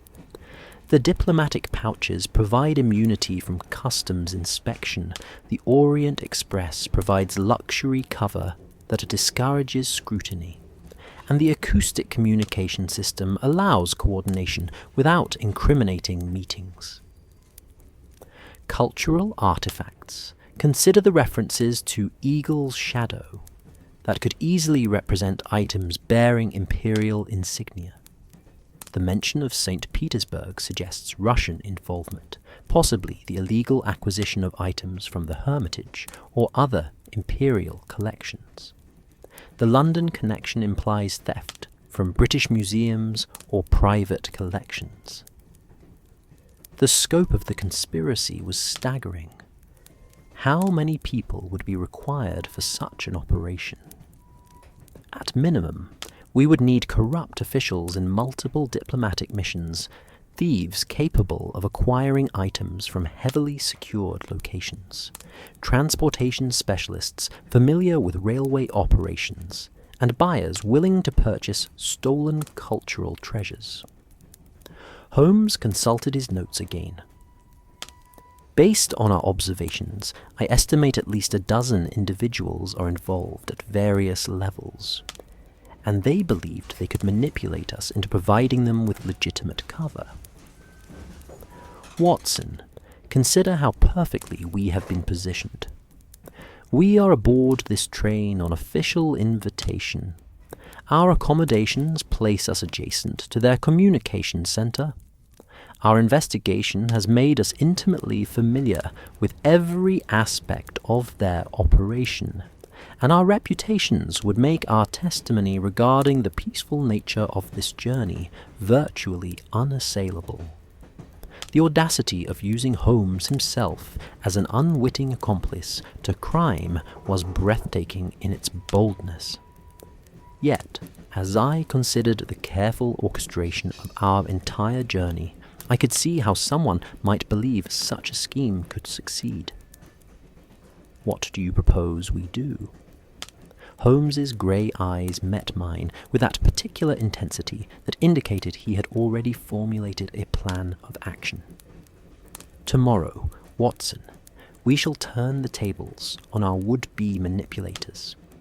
If they believe they can use Sherlock Holmes as an unwitting tool of their conspiracy, they are about to discover the considerable difference between observation and deduction. You have a plan? Indeed I do. But first, we must gather additional evidence to confirm my theoretical reconstruction of their scheme. Tonight's analytical work has provided the framework, but we need concrete proof of the conspiracy's scope and objectives. He began collecting his scattered papers with the systematic efficiency that marked all his investigative work. Watson, I want you to observe Herr Gottfried's behavior tomorrow with particular attention to any interactions he may have with other passengers. Note who he speaks with, when those conversations occur, and especially any exchange of items or documents. And you, I intend to conduct a more thorough exploration of this train's modifications. If my theory is correct, the acoustic system we have discovered in Carriage 3 is only one element of a much more sophisticated communication network. His smile was grim with anticipation. Whoever designed this operation has demonstrated considerable ingenuity. It will be interesting to see how they respond when they realize their carefully laid plans have been comprehended and countered. As I prepared to return to my own compartment, Holmes made one final observation that sent a chill down my spine. Watson, there is one aspect of this conspiracy that concerns me more than all the others, which is the timing of our journey coincides with several major diplomatic meetings scheduled to take place in Vienna over the next week. If stolen artifacts are being delivered to influence those negotiations, we may be witnessing not just theft, but an attempt to manipulate international relations through blackmail or bribery. The implications of such a scheme transcended simple criminal activity, entering the realm of international espionage and political manipulation. Holmes, surely we should contact the authorities. With what evidence? Whispered fragments that could be dismissed as imagination, theoretical codes based on speculation, and accusations against diplomatic personnel who enjoy immunity from local prosecution. He shook his head. No, Watson, we must develop irrefutable proof before we can act. But I promise you this. Before we reach Vienna, we shall have that proof, and this conspiracy shall be exposed for what it truly is. As I settled into my own compartment for what remained of the night, I reflected on the extraordinary complexity of what Holmes had uncovered through his analytical brilliance. What had begun as mysterious voices in an empty carriage had evolved into evidence of an international conspiracy involving theft, smuggling, diplomatic corruption, and political manipulation. The whispering passenger, I now understood, was not a single individual, but an entire network of conspirators using the Orient Express as their mobile headquarters for a scheme of breathtaking audacity and scope. Tomorrow would bring new challenges, new dangers, and undoubtedly new revelations about the true nature of our mysterious journey.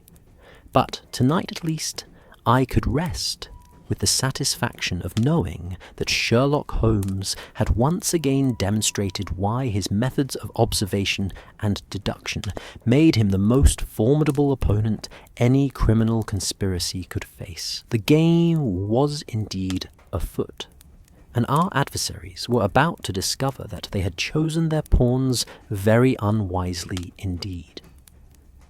The morning after Holmes's remarkable analytical breakthrough dawned grey and overcast, the Austrian countryside rolling past our windows beneath brooding skies that seemed to reflect the darkening nature of our circumstances. I had slept poorly, my dreams filled with whispered conspiracies and diplomatic shadows, and I awoke with the distinct sensation that our situation had fundamentally altered overnight.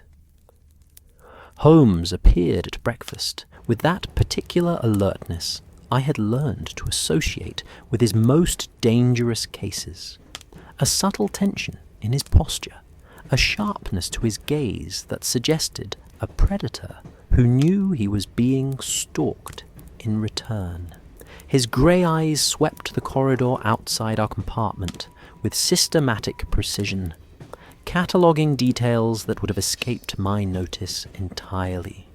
"Watson," he said quietly as we shared our morning meal, "I believe our investigation has attracted some unwelcome attention." "How so?" "Observe through your window, but do so casually. Note the gentleman in the dark overcoat who has been standing on the platform outside carriage 4 for the past 20 minutes, ostensibly reading a newspaper, but whose eyes have never once looked at its pages." I followed his direction, employing the subtle observation techniques he had taught me over the years. The man he indicated was indeed present, middle-aged and unremarkable in appearance, but his behaviour was exactly as Holmes had described. Though he held a copy of the Frankfurter Zeitung, his attention was focused entirely on our carriage. One of yesterday's new passengers from Belgium? Indeed. He boarded at Liège, along with a companion, a woman who has taken considerable pains to appear unremarkable, but whose expensive shoes and carefully manicured hands suggest resources far beyond those of a typical middle-class traveller. Holmes buttered his bread with deliberate calm, but I could sense the tension beneath his composed exterior. They had been taking shifts, observing our movements since shortly after dawn. The implications were deeply disturbing. you believe they were sent to watch us. I believe our analytical work last night may have triggered some form of alarm within the conspiracy we have uncovered. Someone has decided that Sherlock Holmes and Dr. Watson require closer supervision. As if to confirm his words, I caught a glimpse of movement in the corridor outside our compartment, a figure passing by with studied casualness, but lingering just long enough to peer through our partially open door. When I turned to get a better look, the person had vanished, but the impression of deliberate surveillance remained. Holmes, if they suspect our investigation, might we not be in considerable danger?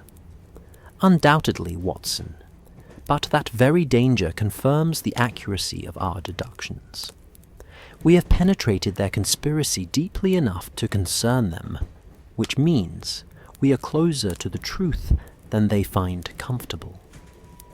He rose from his seat and moved to the window, ostensibly to observe the passing landscape, but actually, I realized, to study the reflection of anyone who might be watching us from the corridor. However, he continued, two can play at this game of observation and misdirection. Today, Watson, we shall give our watchers something to observe that may serve our purposes rather than theirs. What do you have in mind? A performance, my dear fellow.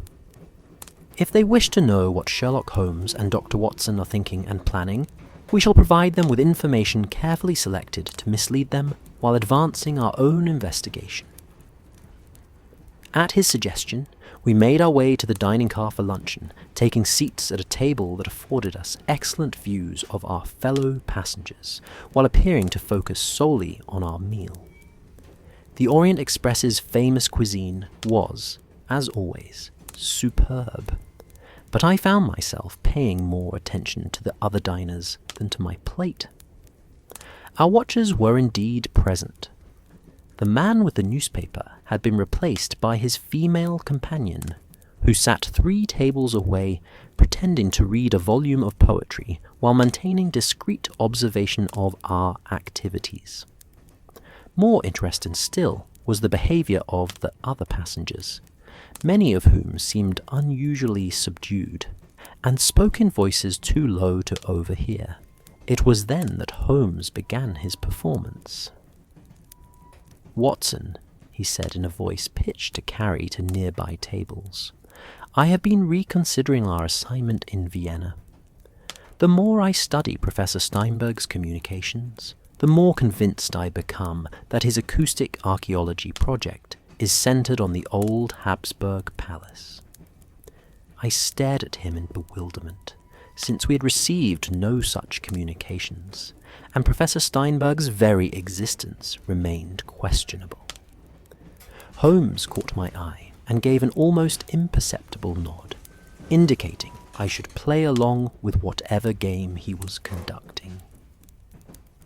Indeed, Holmes. The historical significance of those particular chambers must be extraordinary. Precisely. And if my calculations are correct, we shall need to examine the basement vaults where the imperial records were stored during the Napoleonic period. Professor Steinberg believes there may be acoustic phenomena there that could revolutionize our understanding of how sound travels through stone architecture. The woman with the poetry book had stopped all pretense of reading and was now listening intently to our conversation. Holmes continued his fictional discourse with the detailed authority that made his genuine consultations so compelling. Of course, the real breakthrough may come from the diplomatic archives.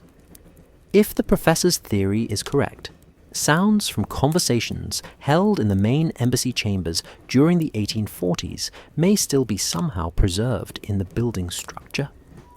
Fascinating, I managed, though I had no idea what purpose this elaborate fiction served. Yes, we shall likely spend several days in the embassy basement, examining their historical files and testing various acoustic instruments. Quite isolated work, I'm afraid, but potentially revolutionary for the field. Holmes's voice carried that subtle emphasis on certain phrases that I had learned indicated particular significance. The embassy basement, isolated work, historical files. He was creating a narrative that our watchers would presumably report to their employers, but one that served some strategic purpose I did not yet comprehend. After our meal, we returned to our compartments through the train's corridors, giving Holmes the opportunity to observe our fellow passengers more closely. Once safely ensconced in his quarters, he explained his strategy.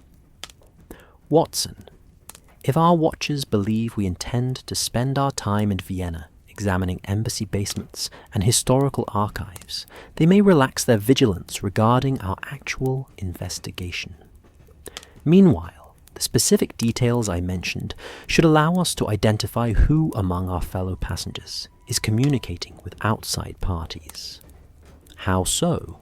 The embassy basement and acoustic archives I described do not exist. If anyone aboard this train sends communications mentioning these fictional details, we shall know they were listening to our conversation and reporting its contents to Confederates in Vienna. The elegance of his trap was remarkable, but I remained concerned about our immediate safety. "Holmes, what of our watchers? Surely they will continue their surveillance regardless of what they overheard?" "Indeed they will, Watson, which brings us to the next phase of our investigation. This evening, we'll give them something even more interesting to observe." Before he could elaborate, however, our conversation was interrupted by an unexpected discovery. I had decided to stretch my legs with a walk through the train's corridors, partly to observe our fellow passengers, and partly to work off the tension that had been building throughout the day. It was during this casual reconnaissance that I noticed something that sent a chill of alarm through me. Herr Gottfried's compartment appeared to be empty. The door stood slightly ajar, which would have been unremarkable, except for the complete stillness within. No sounds of movement, no indication of occupancy, yet his luggage remained exactly where I had last seen it, arranged with the careful precision of someone who intended to return. I knocked gently on the doorframe, calling his name in a voice pitched for politeness rather than urgency. No response. After a moment's hesitation, I pushed the door open wider and peered inside. The compartment was indeed unoccupied, but showed clear signs of recent habitation. Gottfried's clothes were laid out for evening wear, his travelling case open on the seat, his personal effects arranged on the small table. Most telling of all, a half-finished letter lay on his writing desk, the pen still uncapped beside it, as though he'd been interrupted mid-sentence. I returned immediately to Holmes with this disturbing information. "Empty, you say? But his belongings undisturbed undisturbed, precisely. It appears he stepped out momentarily and simply never returned." Holmes's expression grew grave. "Watson, I fear Herr Gottfried may have fallen victim to the very conspiracy he was facilitating. If the organizers decided he had become a liability," the implication was chilling, "you believe they would resort to violence? My dear fellow, we are dealing with an international smuggling operation involving stolen artifacts worth potentially millions of pounds, corrupt diplomatic officials from multiple nations, and political manipulation at the highest levels. the stakes are sufficiently high that eliminating inconvenient witnesses would be entirely consistent with such an enterprise. He rose with a sudden decision. Watson, we must search this train thoroughly. If Gottfried has met with foul play, his body must be concealed somewhere aboard, and finding it may provide us with crucial evidence about our adversary's methods and intentions. What followed was the most systematic search I had ever witnessed Holmes conduct in such confined quarters.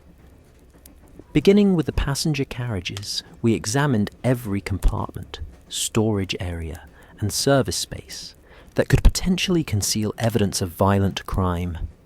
Holmes's trained eye missed nothing. A stain that might be blood. A disturbance in dust patterns that could indicate something had been dragged. Any sign that normal activities had been interrupted by violence. It was in the service car, among the storage compartments where luggage and supplies were kept for the train's operation, that Holmes made the discovery that confirmed our worst fears. "Watson," he called in a voice pitched low but urgent. "I fear we have found our missing merchant." The storage compartment he indicated was larger than the others, designed to hold steamer trunks and oversized luggage during long journeys.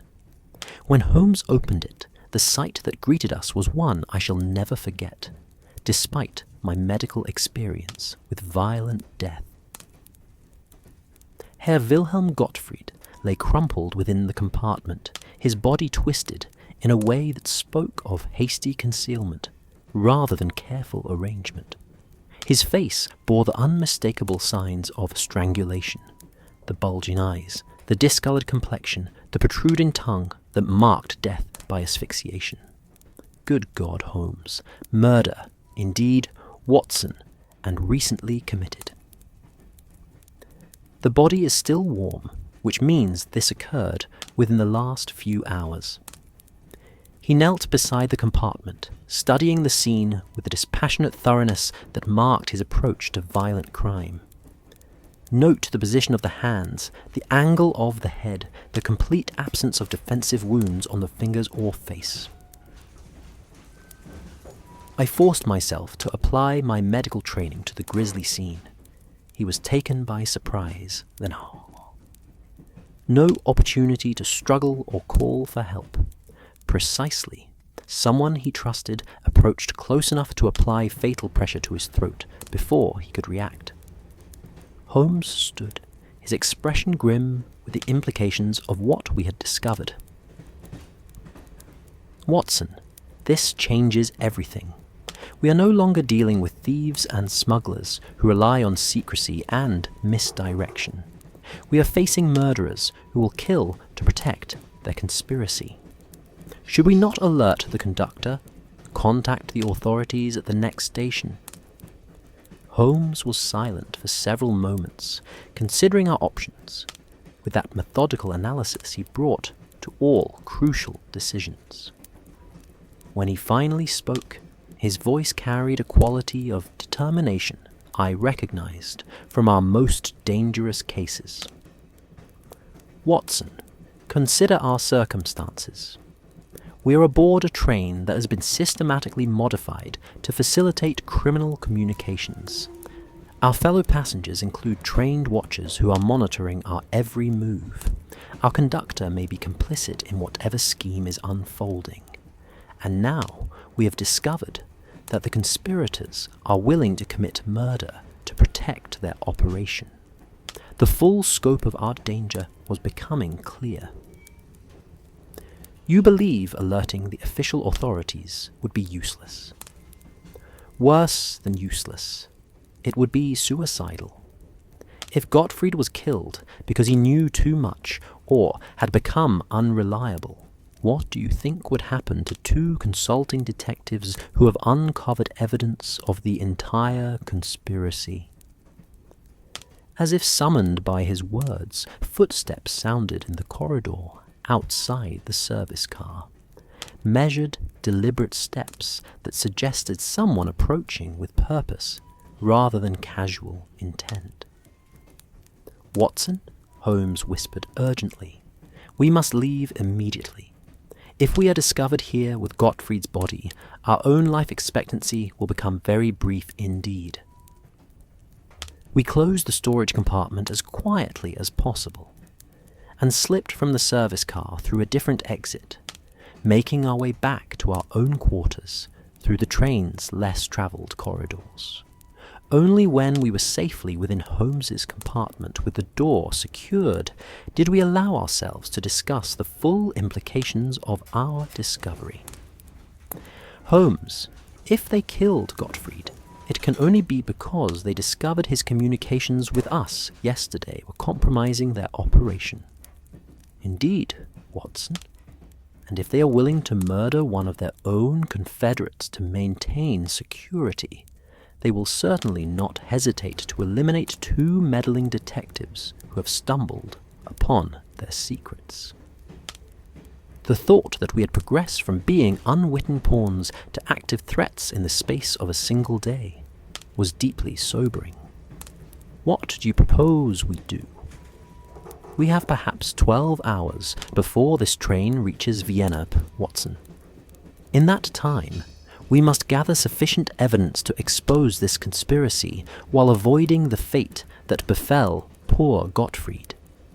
His grey eyes met mine with that particular intensity that indicated his mind was working at its highest capacity. The game has become considerably more dangerous, but it has also become more urgent. If we fail to act before reaching Vienna, I suspect we shall never leave that city alive. Then we are truly on our own? Completely, Watson. We can trust no one aboard this train, assume nothing about our safety, and expect our every move to be watched and analysed by people who have already proven their willingness to kill. He moved to the window, ostensibly to observe the passing landscape, but actually, I realised, to check whether our watchers had detected our recent absence from our compartments. However, he continued, "They have made one crucial error in murdering Gottfried, which is, they have revealed the full extent of their ruthlessness, which means we no longer need to concern ourselves with the niceties of lawful investigation. From this moment forward, Watson, we are at war with an enemy that recognizes no rules of engagement. And in war, the advantage goes to those who understand their enemy's weaknesses." As evening descended over the Austrian countryside and the Orient Express continued its inexorable journey toward Vienna, I found myself preparing for what promised to be the most dangerous night of our long partnership. The whispering passenger had revealed itself to be not just a conspiracy of thieves and smugglers, but a network of murderers who would stop at nothing to protect their operation. But they had also revealed something else, that Sherlock Holmes and Dr. Watson had penetrated their secrets deeply enough to threaten their entire enterprise. And that, as Holmes had so often proved in the past, made us far more dangerous to them than they could possibly imagine. The hunters had indeed become the hunted, but the question that remained was, which of us would survive to see the dawn? Dawn broke over the Austrian countryside with that peculiar clarity that sometimes follows a night of storm, the early light revealing snow-capped peaks in the distance, and pine forests that stretched away toward horizons, touched with gold and crimson. Under other circumstances, I might have found the landscape inspiring, even peaceful. As it was, the beauty of the morning served only to emphasize the deadly nature of our situation as the Orient Express carried us inexorably toward Vienna, and whatever final confrontation awaited us there. Holmes had spent the night in a state of alert watchfulness I had rarely witnessed, even during our most dangerous cases. Sleep had been impossible for either of us following our discovery of Gottfried's body, and we had taken turns maintaining observation of the corridors outside our compartments, while the other attempted to rest. What little slumber I managed was filled with images of strangulation and the constant awareness that death might approach our door at any moment. As the first light of day illuminated our carriage, Holmes appeared at my door, with that particular expression of intense concentration that indicated he had reached some crucial conclusion during his night-long vigil. "Watson," he said quietly, "I believe I have determined when and where the final phase of this conspiracy will unfold." "Indeed? Consider the timing, my dear fellow. We discovered Gottfried's body yesterday evening, which means his murder occurred sometime during the afternoon. This suggests that whatever information he possessed, or whatever role he was meant to play, had become unnecessary or dangerously compromising." He moved to the window, studying the passing landscape with the analytical eye he brought to all forms of evidence. "The train schedule shows we shall reach Vienna in approximately 4 hours, with the final approach taking us through some of the most spectacular mountain scenery in Austria. If I were orchestrating a final exchange of communications or materials, I would choose that moment, when all passengers are likely to be distracted by the views, and when the train's movement through curves and grades would make observation of movement between carriages more difficult." The logic of his deduction was compelling, yet it suggested we would soon face whatever climax this conspiracy had been building toward. "What do you propose we do?" "We maintain our observation with even greater intensity, Watson.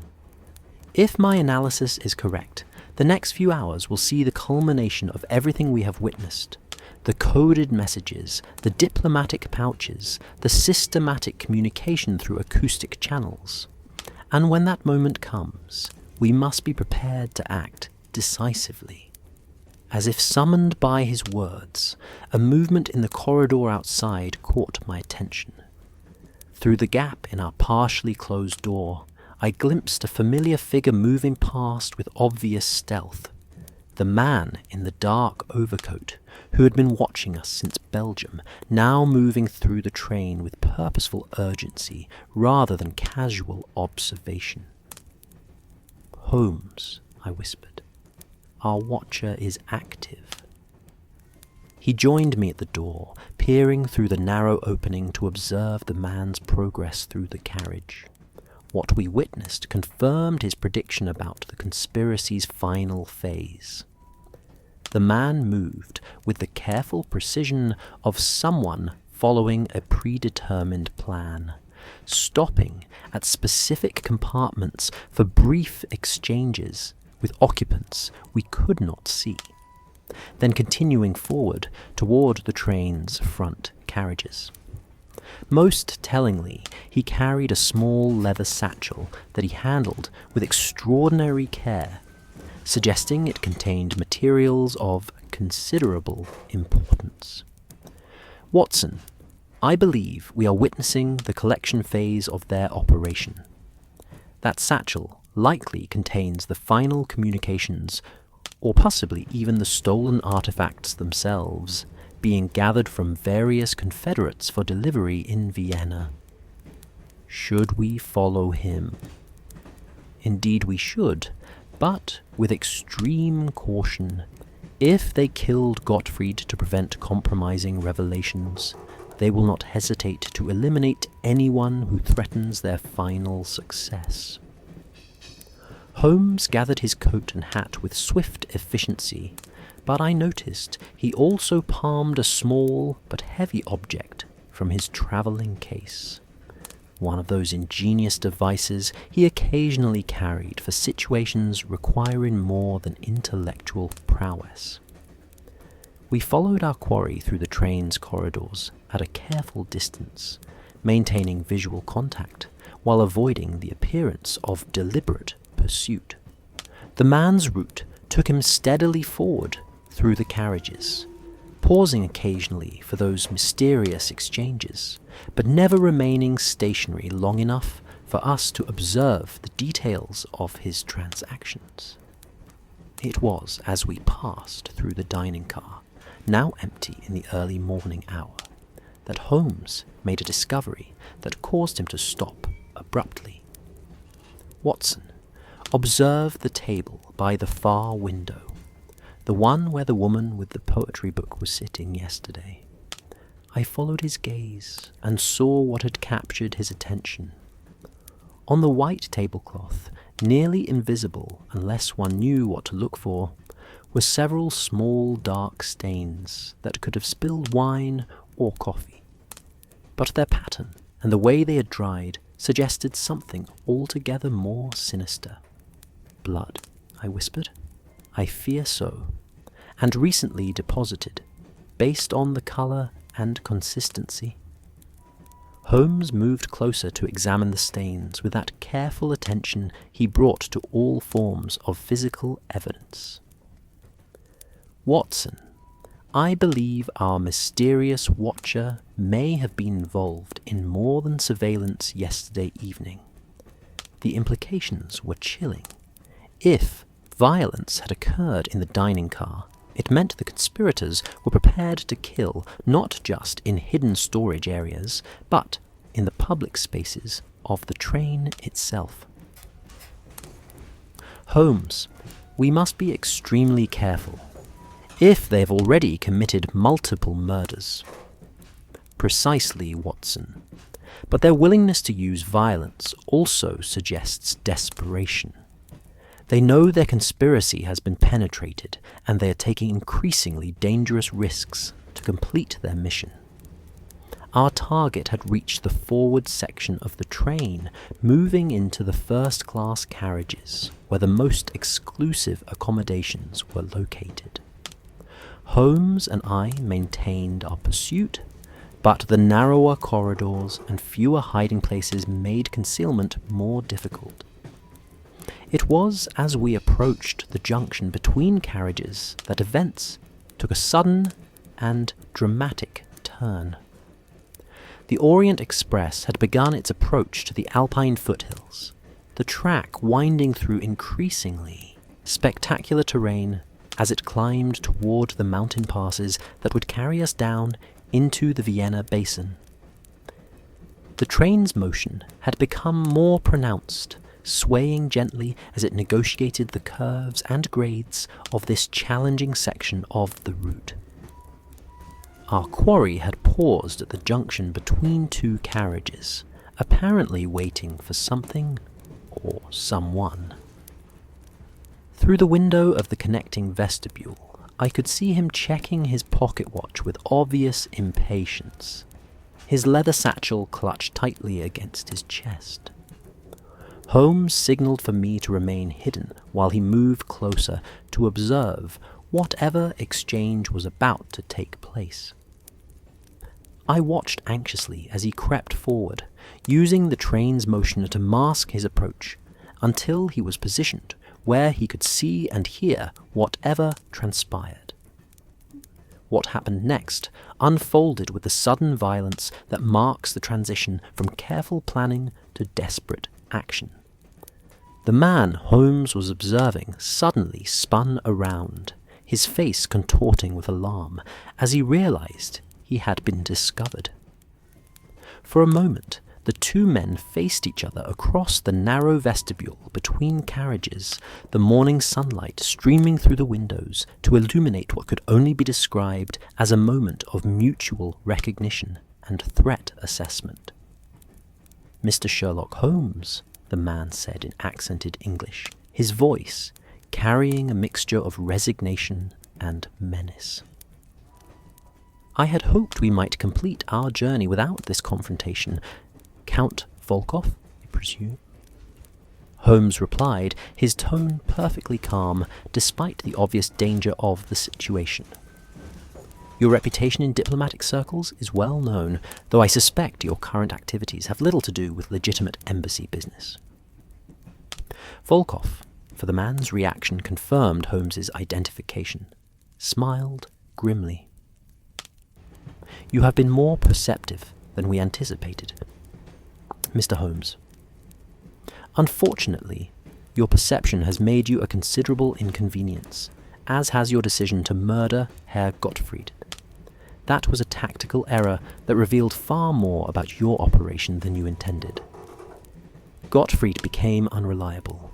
He was asking too many questions, showing too much interest in matters that did not concern him." Volkov's hand moved toward his coat in a gesture that made my blood run cold. "Much like yourself, Mr. Holmes." It was at that moment that the train entered a particularly sharp curve, the Orient Express leaning into the turn, with a motion that required both men to grasp the handrails for support.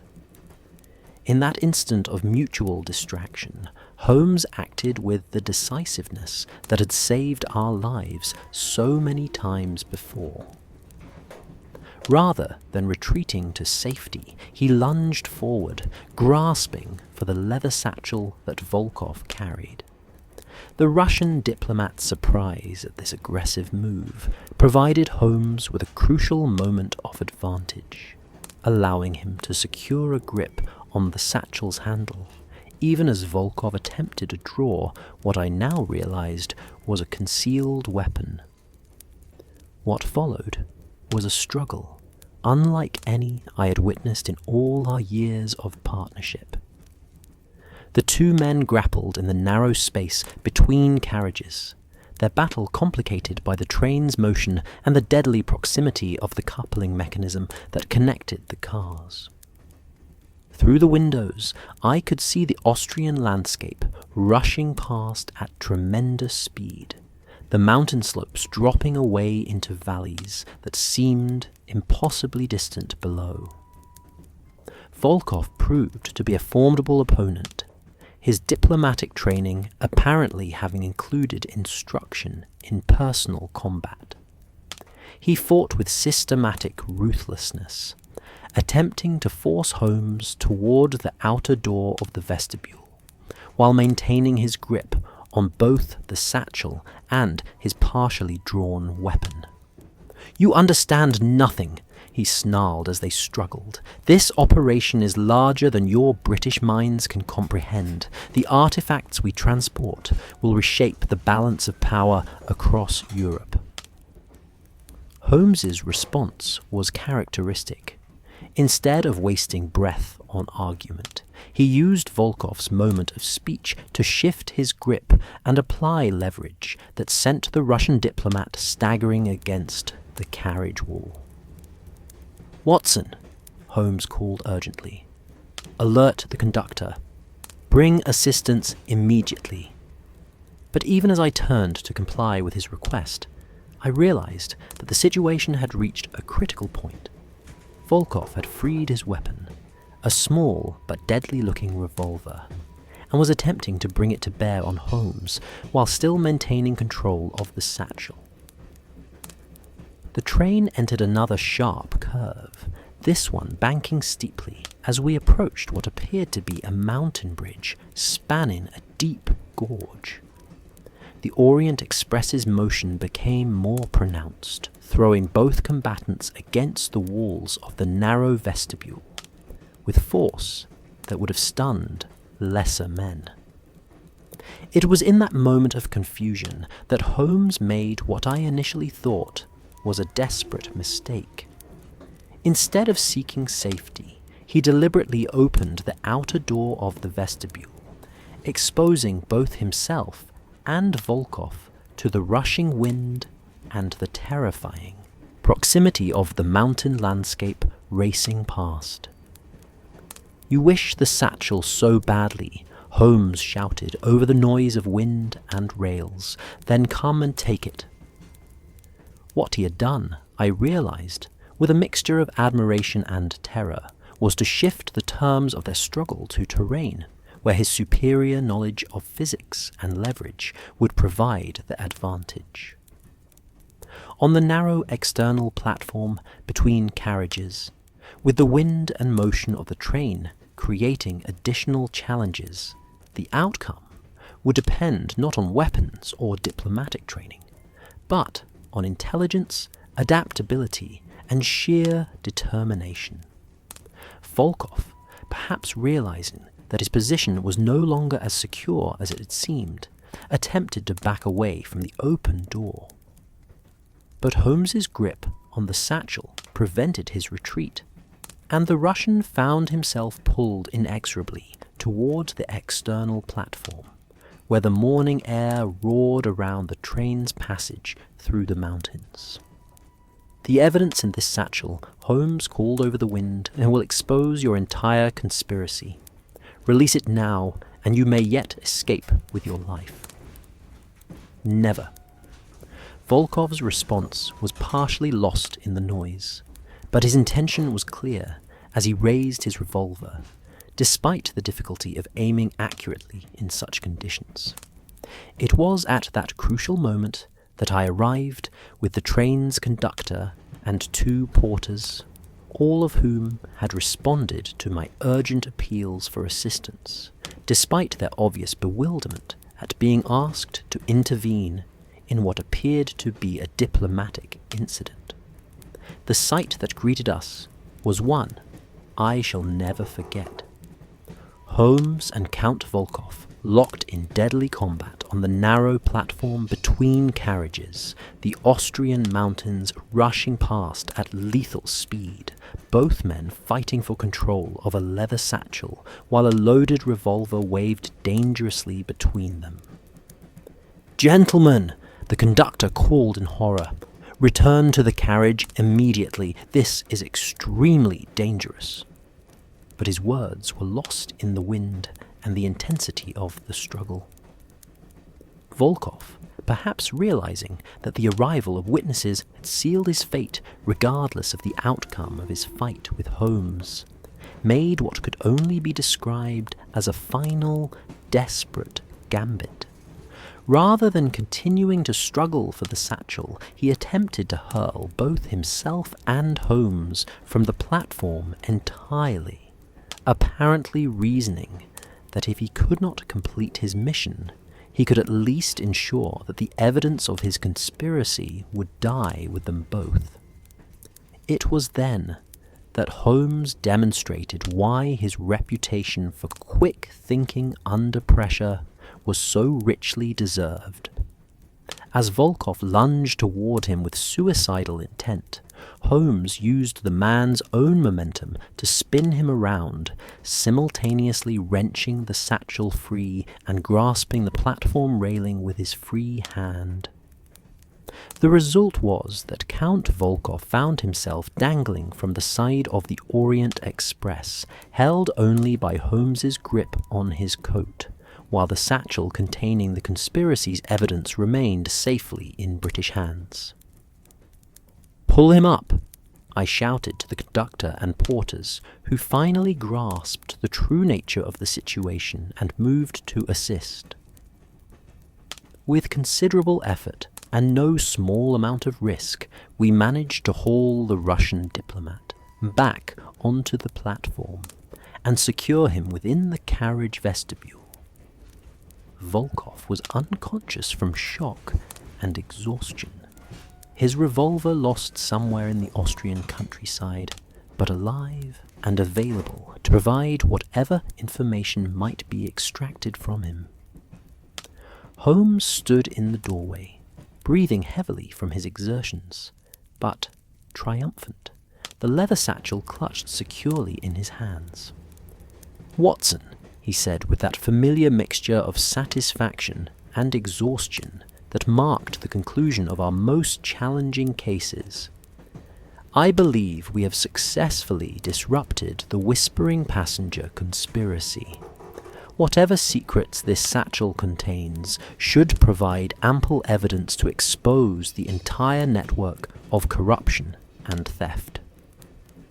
As the Orient Express continued its approach to Vienna, winding through the spectacular alpine scenery that had served as the backdrop for this final confrontation, I found myself reflecting on the extraordinary sequence of events that had transformed a simple consulting journey into one of the most dangerous adventures of our partnership.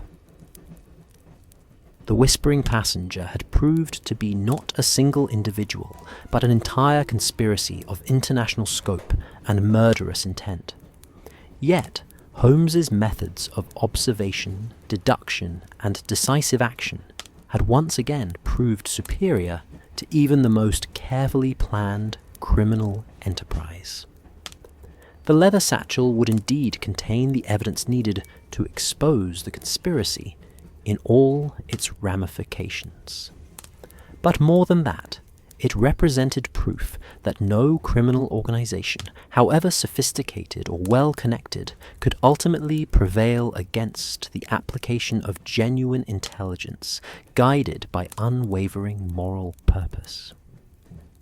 As Vienna appeared in the distance, gleaming in the morning sunlight, I realized that our mysterious journey aboard the Orient Express was finally approaching its true conclusion, not in the academic consultation we had originally anticipated, but in the exposure and defeat of one of the most audacious criminal conspiracies it had ever been our privilege to encounter. The remainder of our journey to Vienna passed in a strange atmosphere of anticlimax, mixed with urgent activity. Count Volkov, secured under the watchful eyes of the train's conductor and porters, remained unconscious for nearly an hour, following his ordeal on the external platform. When he finally regained awareness, his first words were not of defiance or attempted deception, but of what I could only describe as resigned confession. "You have no conception," he said to Holmes as we sat in the dining car under guard, "of the forces you have disrupted. This conspiracy reaches into the highest levels of government across 3 empires." Holmes studied the Russian diplomat with that analytical gaze I had witnessed directed at so many criminals over the years. "Then perhaps you would care to enlighten us, Count Volkov. The contents of your satchel have already provided considerable illumination, but I suspect there are details that only you can supply." What emerged from Volkov's subsequent confession was a tale of international intrigue that exceeded even Holmes's initial deductions. The conspiracy had indeed involved the systematic theft of cultural artifacts, but not merely for financial gain. The stolen items, primarily Byzantine manuscripts and Orthodox religious artifacts of extraordinary historical value, were being used as leverage in complex political negotiations between Russia, Austria, Hungary, and the Ottoman Empire. The manuscripts, Volkov explained with the weary resignation of a man whose carefully constructed world had collapsed around him, contain information about medieval trade agreements and territorial boundaries that could influence current diplomatic negotiations. Private collectors were merely the cover story. The real buyers were government ministries seeking historical justification for territorial claims. Holmes nodded, as though this revelation merely confirmed theories he had already formed. And the acoustic communication system? Necessary to coordinate the timing of exchanges without creating written evidence that could later incriminate diplomatic personnel. Volkov's smile was bitter with irony. We thought ourselves quite clever, using the train's architecture to communicate without risk of interception. Until you began your investigation, no one had ever detected our method. The murder of Herr Gottfried. Gottfried became unreliable. he began asking questions about the ultimate destination of the artifacts he was helping us transport. When he approached you and Dr. Watson with obvious phishing inquiries, we realized he had become a security risk that could no longer be tolerated. The casual manner in which Volkov discussed murder was chilling, yet it confirmed Holmes's assessment of the ruthlessness we had been dealing with. These weren't mere criminals motivated by greed, but political operatives prepared to kill in service of what they considered matters of state. And our role in your conspiracy? Initially, you were to serve as unwitting witnesses to the legitimacy of this journey. Who would question a shipment of diplomatic materials that had been observed and vouched for by the famous Sherlock Holmes? Volkov's expression grew darker. When it became apparent that your powers of observation were more dangerous than useful, elimination became the preferred option. As the Orient Express approached the outskirts of Vienna, Holmes excused himself to compose what he described as urgent telegraphic communications with certain authorities. I remained with our prisoner, partly to ensure his continued cooperation, and partly because I found myself morbidly fascinated by the scope of the conspiracy he had helped orchestrate. Dr. Watson, Volkov said during one of these conversations, you must understand that this operation involved more than simple theft. We were attempting to influence the course of European history through the selective revelation of historical documents. By stealing them, by ensuring they reached the parties best positioned to use them for diplomatic advantage. The manuscripts we transported contain evidence of medieval alliances that could justify current Russian claims to territories now disputed with Austria-Hungary. The cynical calculation behind such reasoning was breathtaking in its scope. These men had been prepared to commit murder not for personal enrichment, but in service of geopolitical strategies that could affect the lives of millions. It was during these revelations that I began to understand the true significance of Holmes's acoustic theory. The whispering passenger method had allowed the conspirators to coordinate their activities without creating the paper trail that typically accompanies complex criminal enterprises, each coded. Message transmitted through the train's modified structure left no physical evidence, making detection and prosecution extremely difficult. Your method was ingenious, I admitted. Without Holmes's particular talents for observation and analysis, it might never have been discovered. Indeed, Dr. Watson, we had tested the system extensively and believed it to be undetectable. Your colleague's ability to not only hear our communications, but decode their meaning, was entirely unforeseen. Holmes returned as we were completing our approach to Vienna's Westbahnhof, his expression bearing that satisfaction that marked the successful conclusion of a complex investigation. Watson, I have been in communication with Inspector Lestrade in London and his counterpart here in Vienna, Inspector Muller. Both the British and Austrian authorities have been informed of our discoveries, and arrangements have been made to receive Count Volkov and examine the evidence we have secured. The satchel's contents. Most illuminating, in addition to the stolen manuscripts Volkov described, there are detailed records of the entire conspiracy.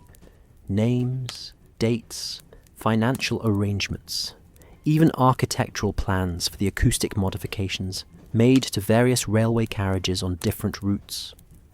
Holmes's smile was grim with satisfaction. Whoever kept these records was quite thorough, perhaps too thorough for their own good.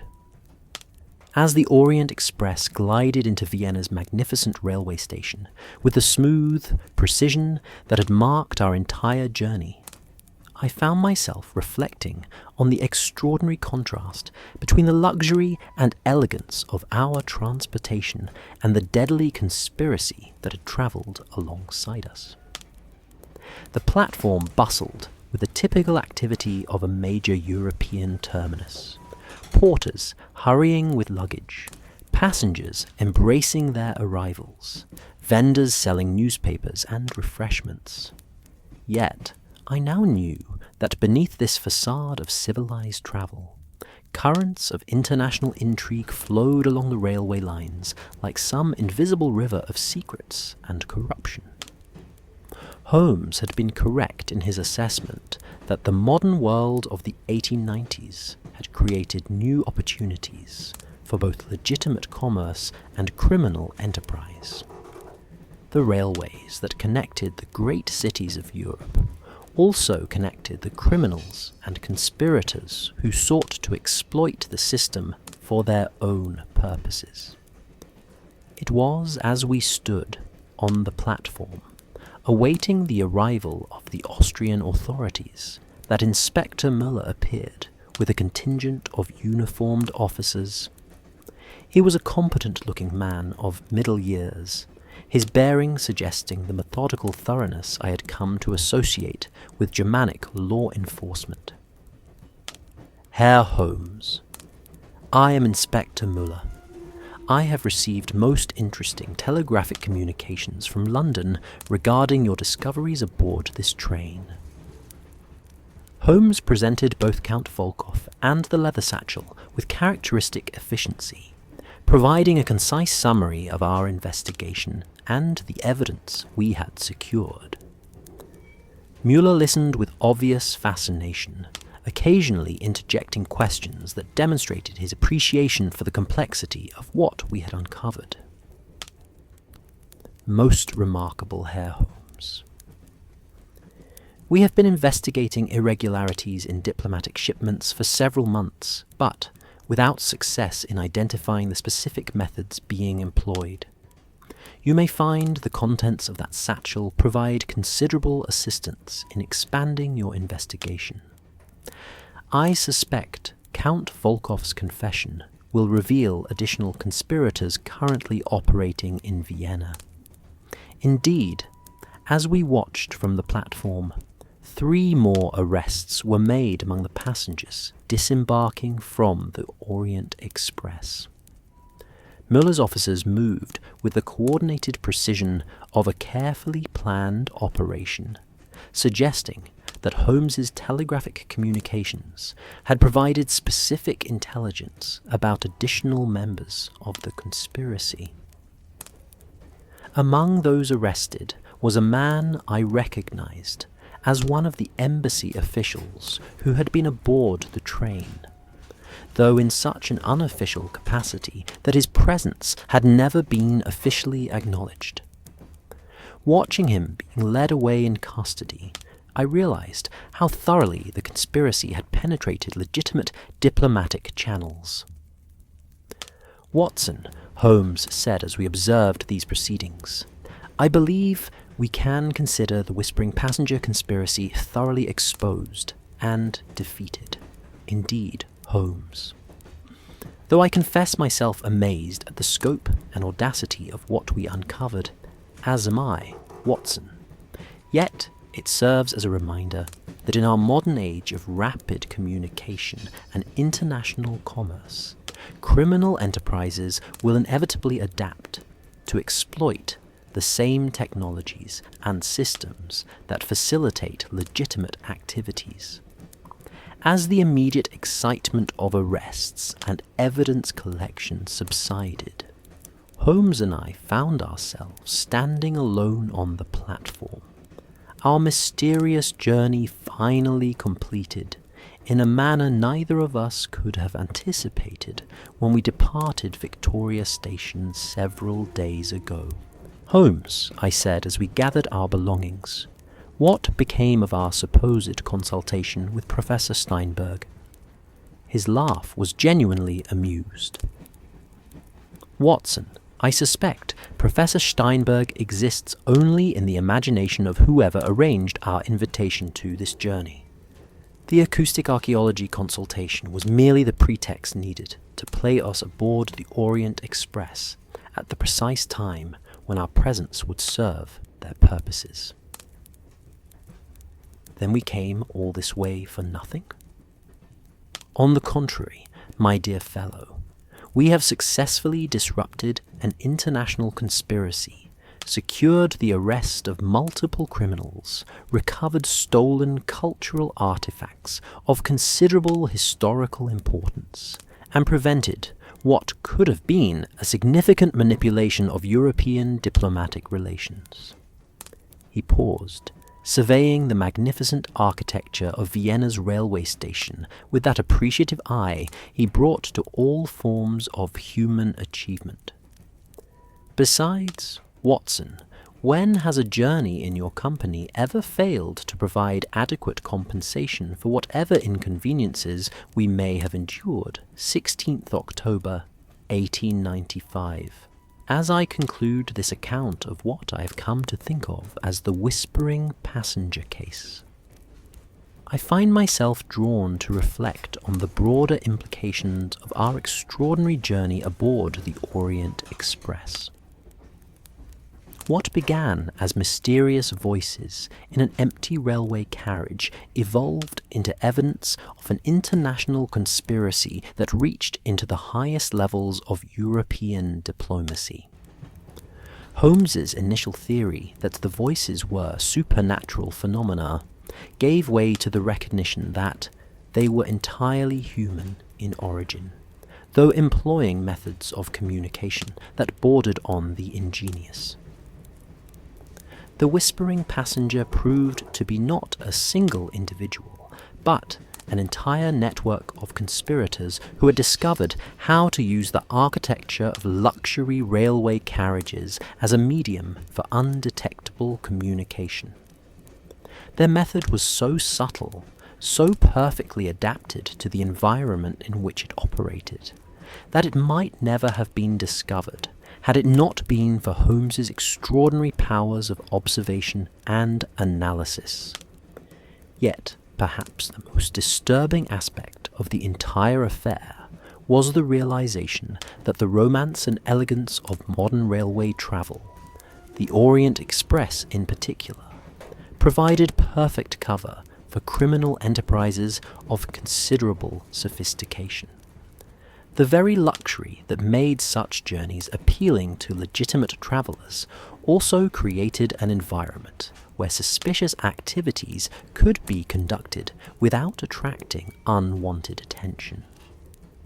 Count Volkov and his confederates had exploited not only the physical infrastructure of the railway system, but also the social conventions that governed behavior aboard luxury trains. The assumption that fellow passengers were exactly what they appeared to be, the tendency to respect privacy and avoid intrusive questions, the general atmosphere of refined civilization, all of these had been turned to criminal advantage. In the days following our arrival in Vienna, the full scope of the conspiracy became clear through Inspector Muller's investigations and the examination of the evidence we had secured. The stolen Byzantine manuscripts were indeed of extraordinary historical and political importance, their contents potentially capable of influencing territorial disputes that might otherwise have led to military conflict. The financial aspects of the conspiracy were equally impressive in their scope. The private collectors who had been purchasing stolen artifacts were revealed to be intermediaries representing government ministries across Europe, each seeking historical justification for contemporary political positions. Most troubling of all was the revelation that similar operations were likely being conducted on other railway routes throughout Europe. The Orient Express conspiracy appeared to be merely one branch of a much larger network of cultural theft and political manipulation that exploited the continent's expanding transportation infrastructure. Holmes, characteristically, took particular satisfaction in the intellectual challenge the case had presented. The combination of acoustic engineering international politics and traditional criminal investigation had engaged every aspect of his analytical capabilities. Moreover, the method by which we had penetrated the conspiracy, through careful observation, systematic analysis, and logical deduction, represented a triumph of scientific method over criminal sophistication. For my own part, I found myself profoundly affected by the recognition that our modern world of rapid travel and international commerce had created new opportunities for both legitimate achievement and criminal exploitation.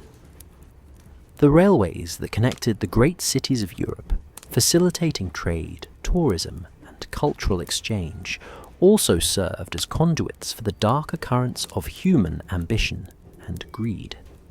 Yet, perhaps most significantly, the case demonstrated once again that no criminal enterprise, however sophisticated or well connected, could ultimately prevail against the application of genuine intelligence guided by unwavering moral purpose.